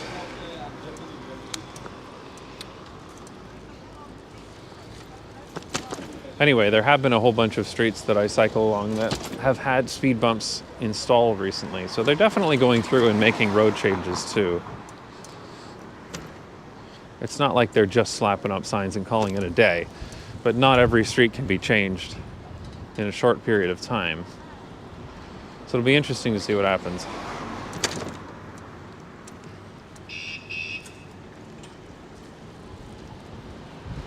Okay, we should be coming to the end of this road sometime soon. Speed bumps in the cycle path, they have them here too, yeah. Like in particular before important, oh man, that place. That's the ENJ. Oh, I've had to go there so many times. Actually, it's not so bad, but that's where you have to go as an immigrant to get all your stuff renewed, get your residence permits, all that kind of stuff. Speed bumps in the cycle path are for the mopeds too, but it's also for bicycles. They tend to go, instead of being speed humps, they're speed dips. And they'll have them before like crossings with lots of pedestrians, like in front of schools and stuff like that. Hope you come to Bergen, Norway. Yeah, I do plan to. I wanted to go last time I was in Oslo, but they were just on the edge of opening that tram line tunnel with the parallel bicycle path. And I thought I didn't really want to go there unless I could see that tunnel. Am I supposed to ride on the road here, or is this just a detour? But you know what? I don't really want to go down there anyway. Oh, it's all closed off here too. Awesome. Maybe I will just go down the road then. I live right next to the ENJ, so if they ever want to deport me, it'll be easy. Yeah, there you go. You know what? Let's just go back to Berlachebroek. I want to just grab a couple more shots of it when there might be more traffic, because last time we went there, it was Sunday's stream. What's the best way to get back there? Oh man, there are some serious gusts of wind out here. Holy shit. Okay, it wants me to go through Vondel Park and then Amsterdam. Yeah, Google Maps, you're not the best, man. Yeah, that's a whole joke. All right, but I guess I'm just going down that street then.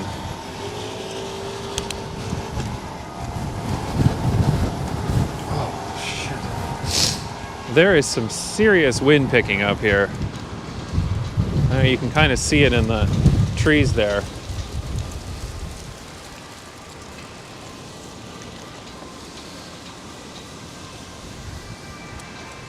I'm just going to go down this street until the end of this construction. I'll just turn off my speed limiter here. Vondel Park. Yeah, we'll go through Vondel Park, but I'm not riding along Stadshouderskade that Google wants me to do. I'll ride on that inner ring that we went on the last stream.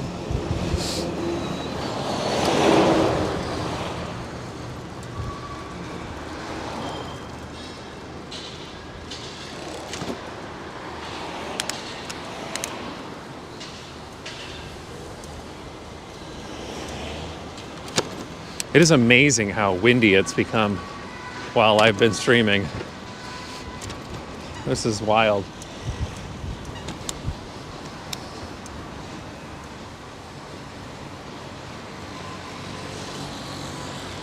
Make some vroom vroom noises. Vroom, vroom, roar. Let's go.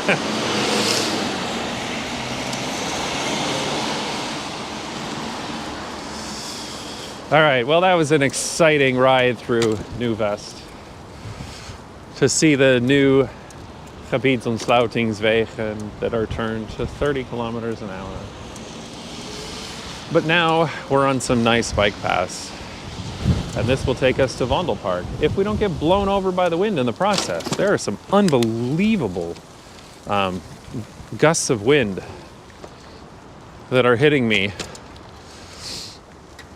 That's why we got an e-bike. Dutch hills, as they call them.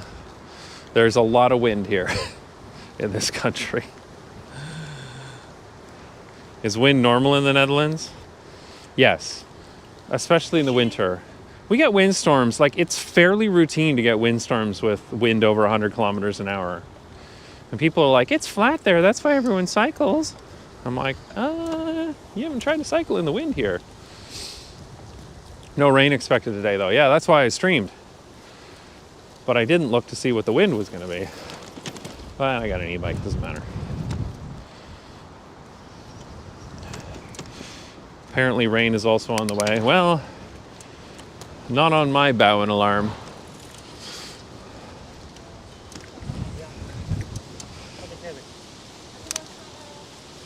Oh, is it still closed up here?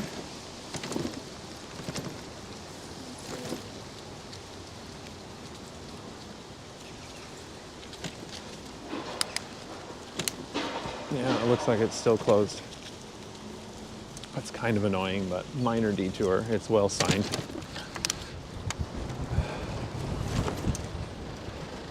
Planning on doing the wind cycle across the Afsluitdijk? Yeah, one of these days maybe. I know Tom Scott already made a video about that.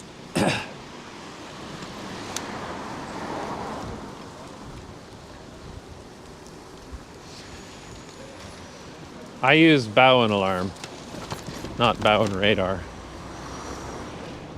It's my preference.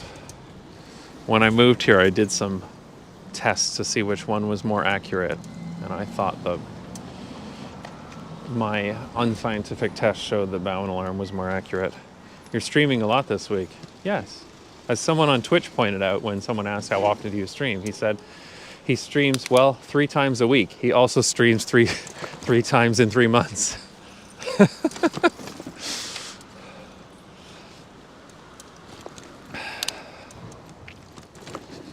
Are you going to check out the new Van Valstraat that's almost finished? Yes, I will. Yes, I was by there the other day. It's looking great. They already blocked off the end of Van Valstraat. That's what I was mentioning earlier when we were on Zijlstraat, that I made a video a couple of years ago now about the worst places to cycle in Amsterdam, some of the bad infrastructure here. And I believe that every single street that I mentioned in that video, except Zijlstraat, has had some kind of redesign since I made that video. So they are very much going through and ticking off bad streets and making them better. Can't wait for the Zijlstraat reconstruction. I think I should throw a Not Just Bikes party when they redesign Zijlstraat. We'll have a street party. Tom Scott did not know how to ride a bike. That's correct. Tom Scott does not know how to ride a bike. He learned in one of his Tom Scott Extra videos.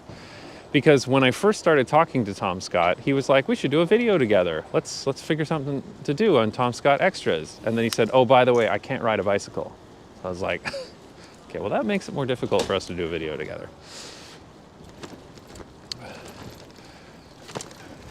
Tom Scott has been here a few times. We've met up, but not made a video together.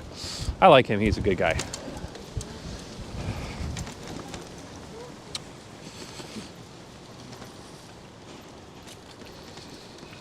I like this little path, that bridge that's only for walking and cycling, that then takes you directly here to Vondelpark. I love this route to get back. It's so nice.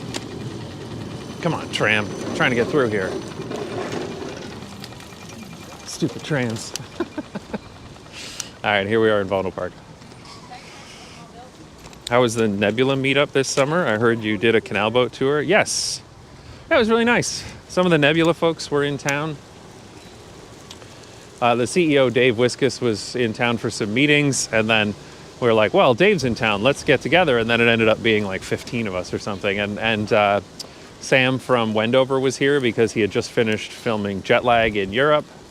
So he was already here, and he popped by. It was good fun.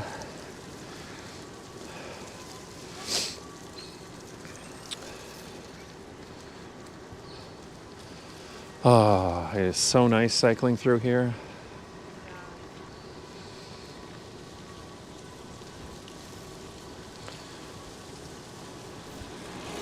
So we are not going to follow the Google Maps directions,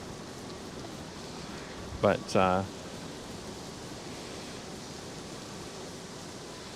did you hear LG blocks Nebula from their smart TVs? In 42 countries they will, because of LGBT content. There are not 42 countries that require the blocking of LGBT content, and LG is not blocking, for example, Netflix or YouTube.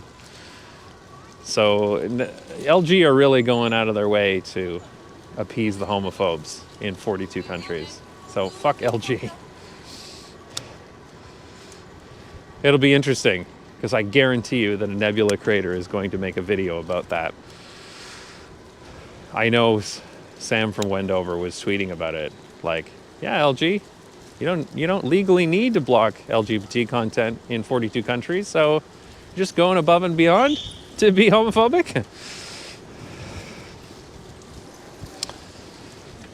It's going to be really interesting when news gets out about that. LG, life's good, except for gay people. Fuck LG. You know, LG is a merger of two Korean companies, Lucky and Gold Star. Lucky company created a whole bunch of cosmetics, things like that, home products.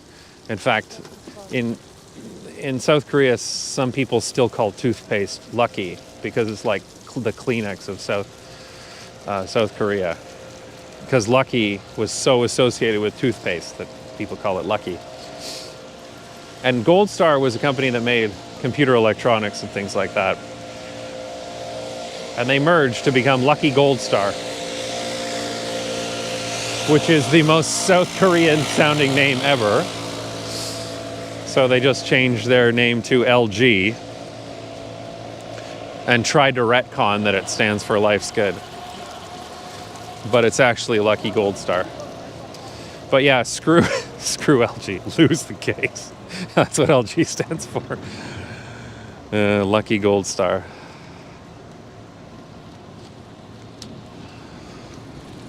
Anyway, fuck LG, and I hope that this becomes a PR disaster for them, because they deserve it.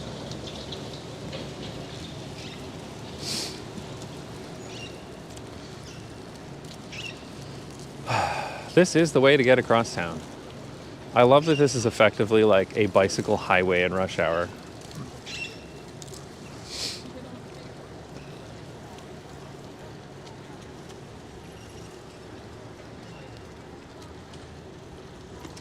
Which exit is this? Not the one I want. No, it's not the one I want. Wow, you do have a lot of fat bikes there. Yeah, for sure. Because the thing is, the reason we have fat bikes here is because mopeds were banned from the bike paths in large parts of Amsterdam. So the people that used to ride the blue plate Snorfietsen, the mopeds with the blue plates that were supposed to be limited to 25 kilometers an hour, but they removed the speed limiters always, those people sold their mopeds and bought fat bikes that you could remove the speed limiters on. They're the same people. And it's because the mopeds were banned, the mopeds with their speed limiters removed were banned.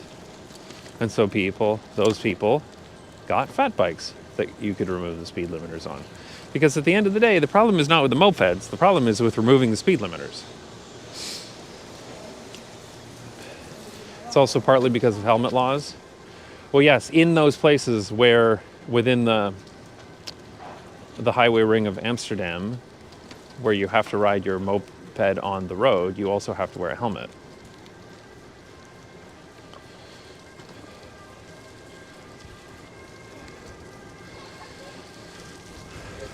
So again, this is where, like, when ignorant people are like, Amsterdam is so dumb for allowing mopeds in the bike lanes, if they don't understand the history of it, they're going to completely miss the fact that literally the same thing is happening with e-bikes. The mopeds are awful in terms of noise. Yeah, I know, but it's the speed that was the problem, more than the noise, more than the smell.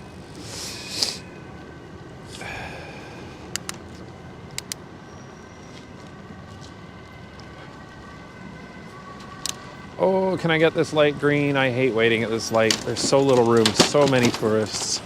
Good. So instead of going along that shit road that Google wants me to go along, I'm going to go up here.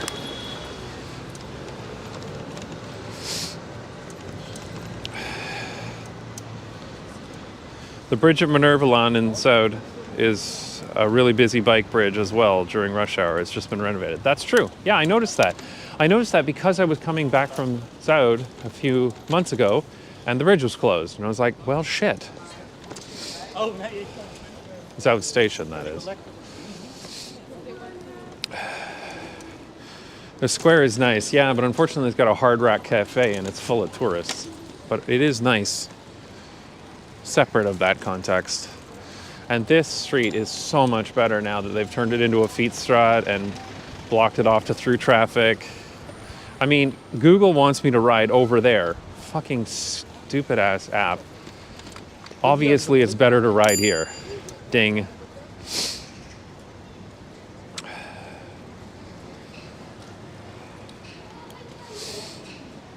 This is where Google Maps just doesn't understand.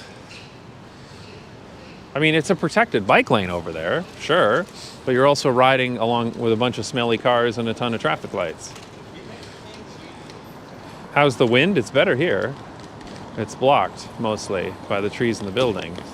It was really bad out in New Vest. I love the tourists who are scared to cross the street.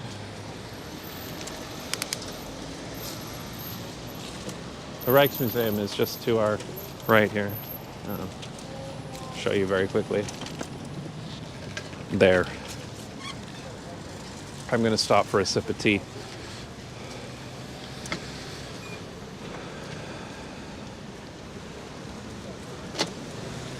Really curious what you think of Nijmegen. I like the common space, but a lot of stoplights. Yeah, I like Nijmegen for the most part. When I first moved here and I started making videos, there were all these Dutch people like, all the things you talk about are only in the Randstad. They don't exist anywhere else. And then I go to Nijmegen and I'm like, what the hell are you talking about? Like, Nijmegen is awesome. They do have a lot of stoplights though.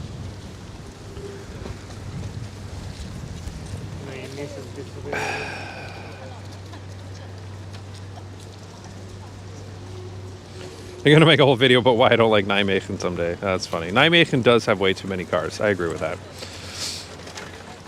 Where did they end up moving the Amsterdam sign that was in front of the museum? They moved, there's several of them. There's one by Schiphol and there's one up in Nord, but I think they moved this one to Nord. Yeah, Google only detects bikeability by the blue signs. Well, Google is designed by Americans, and that Stadshouderscade there, if put into America, would be held up as the greatest example of bike infrastructure in the nation. Because it's a protected bike path on a, you know, a two-lane car road with a 50 kilometer per hour speed limit.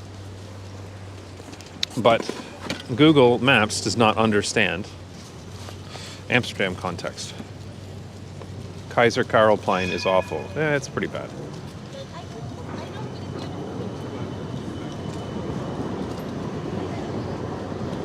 Finished my lesson, I'm back. Welcome back.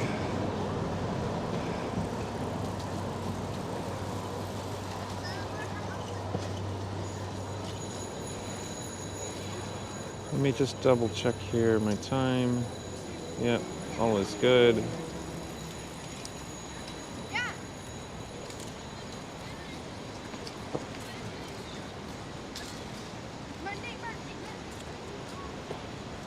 Give me 1 second here.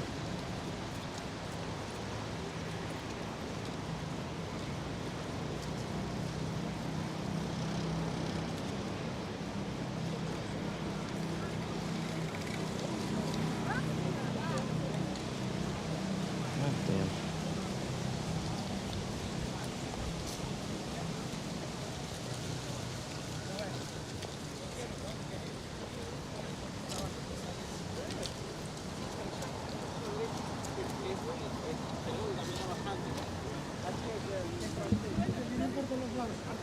Do you have a good cycling route to go from South to Nord? I mean, good by North American standards, absolutely. Good by Dutch standards, it's kind of annoying. You have to go through the city center with a lot of tourists, but it's not so bad. There is actually, the city has made like a very clear path between Centraal and Amsterdam Rai, the convention center, mostly for pedestrians. But you can just cycle along that and it's fine. Can we see your bike? Oh, yes, next time I stop. Or maybe at the end of the stream, because right now I'm tied to it with a USB cable in order to get access on my phone.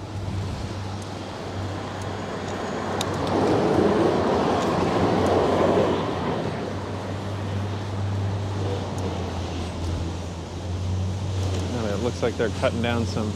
Oh, they're taking away leaves over there. I don't know if you can see that. They're picking up leaves in the park.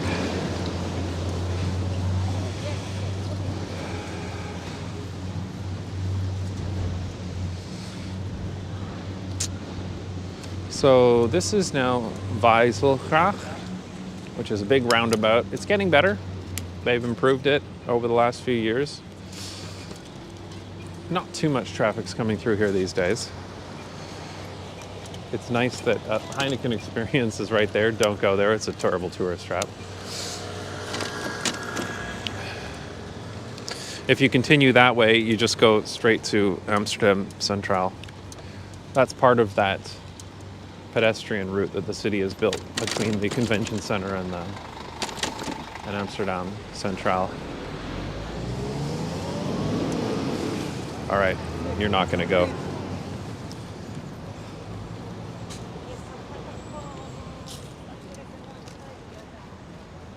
Do you still have your original bike about Omafietsen? No. It was parked at the side of the road while we were on holiday, and it was destroyed when we got back. I think a truck backed into it. And I looked at getting it repaired, and it wasn't worth it. So we bought a new Omafiets. Still kind of salty about that. Meant to make a video about that, but never got around to it. And then the gemeente came and said, like, this bike is garbage, we're taking it away. And I was like, fine.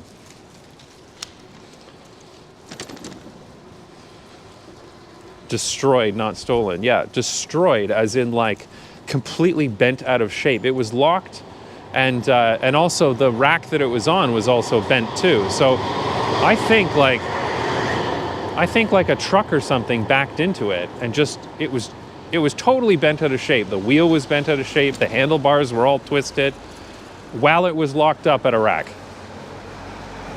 which is pretty fucked up. We came here on the last stream. We're going to do the same kind of route here, but this street is, Sarfati Stroad, is so much better since they redesigned it. You can see it's much nicer to have the bioswales here for absorbing water, and it's a fietsstraat, and like, it's not a through street to cars. Yeah, it is sad. It was never a very good Omafiets. It was like the cheapest one we could buy here. It was no-name brand. Now we have an Azor Omafiets, and it is way better for what it's worth. The Azor Omafiets is better in every single way than that one that I made the video about, but it's still sad that the one from the video had to be taken away by the gemeente because it was so bent out of shape and warped.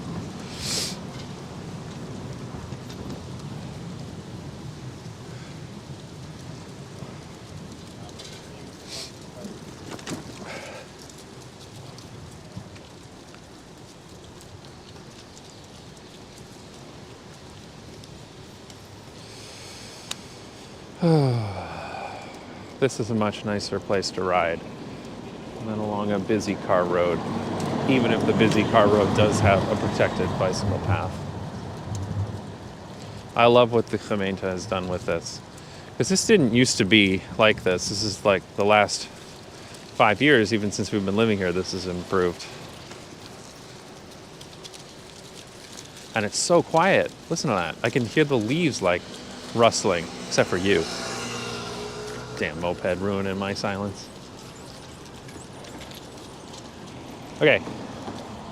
And now I'm going to go down to Berlage and that's where I will end the stream. And I'll just turn here. It's a very nice old hotel here off to the right.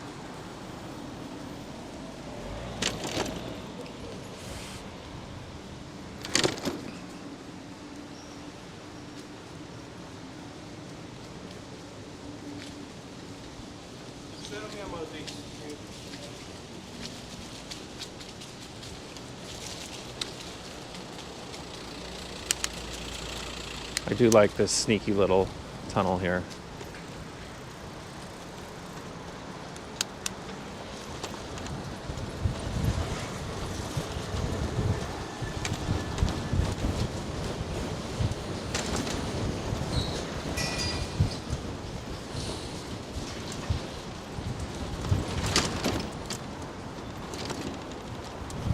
And then along this side of the Amstel, it's just this is where a lot of cyclists ride.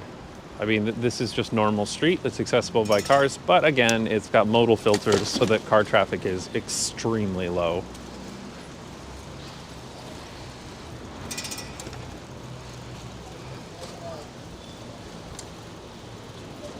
So there's one car you've seen.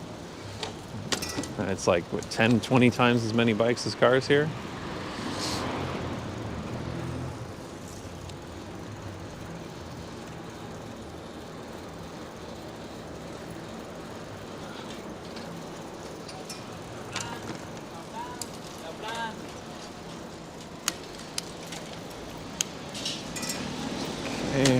Just gonna pay attention to riding more than chat for a moment. It is a little bit busy here.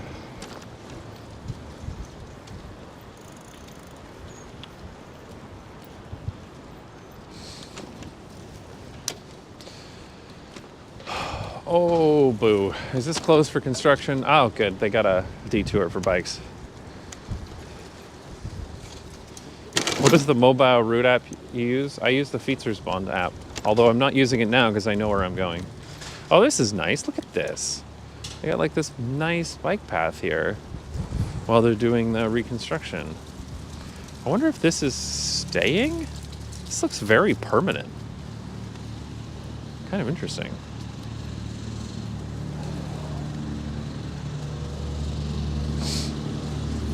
Oh, this is bizarre. Like they have a proper curb on the side there. I wonder if they're going to remove that when the construction's done. And that I'm curious to see what the design of that's going to be.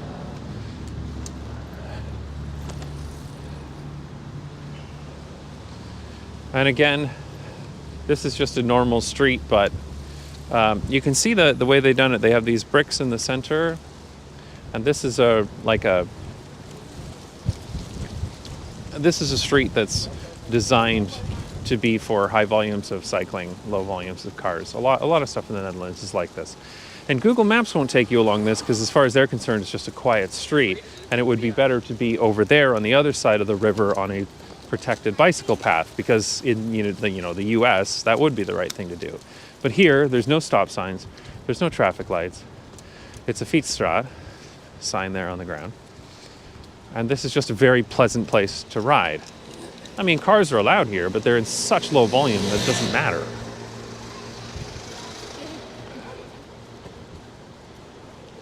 And Berlage should be coming up here. Yeah, I see it.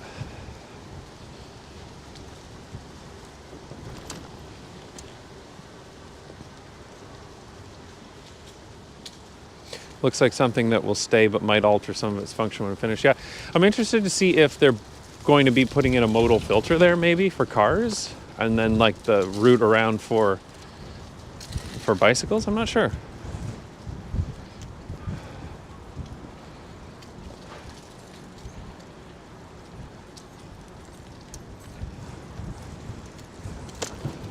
What kind of gloves are you wearing? These are grip grab gloves. I bought them because my other ones wore out. They're actually warm and comfortable, but they're supposed to be good for touchscreens, and they are very inconsistent on touchscreens, which is annoying because I could really use one that's better on touchscreens when I'm riding like this. Although the wind has died down a little bit, so I might not need gloves anymore. Okay, here we are at the construction project that is Berlachebruch. I want to see how things are coming along. Does anyone know the timeline on fixing the trams? Because the rails wouldn't fit, and I don't know the details of this. I just read in the news that the rails wouldn't fit, and so there are no trams going across Berlachebruch right now.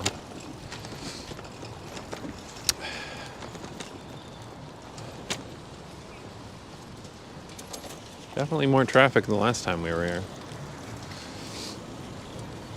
So this has all been redesigned.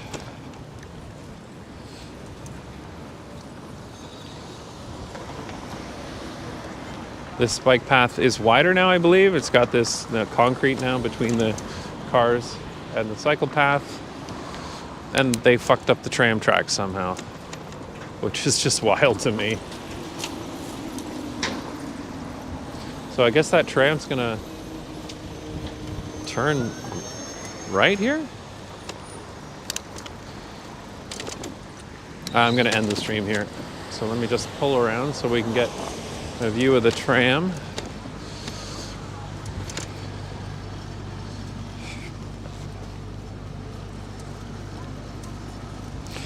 GVB said middle of next year. Holy shit, that's a problem. I mean, that tram goes to Amstel Station. It's gonna have to turn right, right? Shit.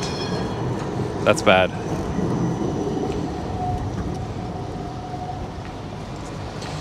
All right, well, thanks for coming out to the stream, everyone. That was good fun.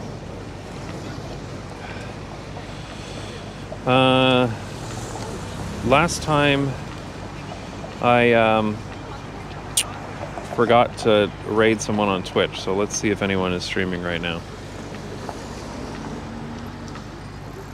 Oh yeah, and a view of your bike as promised. Let me give you that.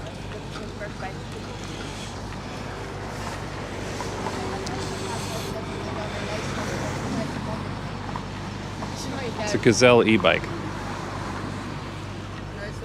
Oh, hey, Trucker Dylan is streaming.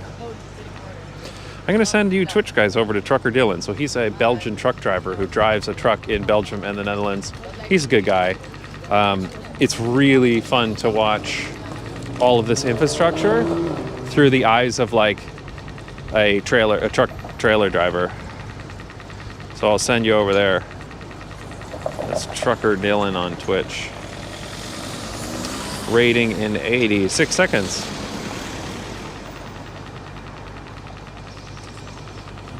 Thanks for the stream. Thanks. And thanks for everyone who followed. I don't see new follows on Twitch, unfortunately, when I'm using Restream. Trucker Dylan, yeah. He's Dutch. He's Dutch?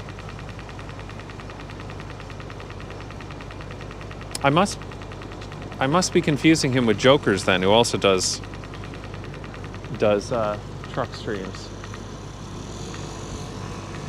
Maybe it's Jokers who's Belgian and Trucker Dylan who's Dutch. Either way, he often rides in the Netherlands. Just go check him out. Trucker Dylan is great, yeah. Quick opinion on the Dutch election results. Already talked about that at the beginning of the stream. Can I drive a pickup truck in downtown Amsterdam? I'd rather you didn't, but there are some places where you could do that. And there's your tram for the end of the stream. Thanks for coming out, everyone. Jokers is Belgian. Yeah, okay, I was confusing it. Then please apologize to him on my behalf for calling him Belgian.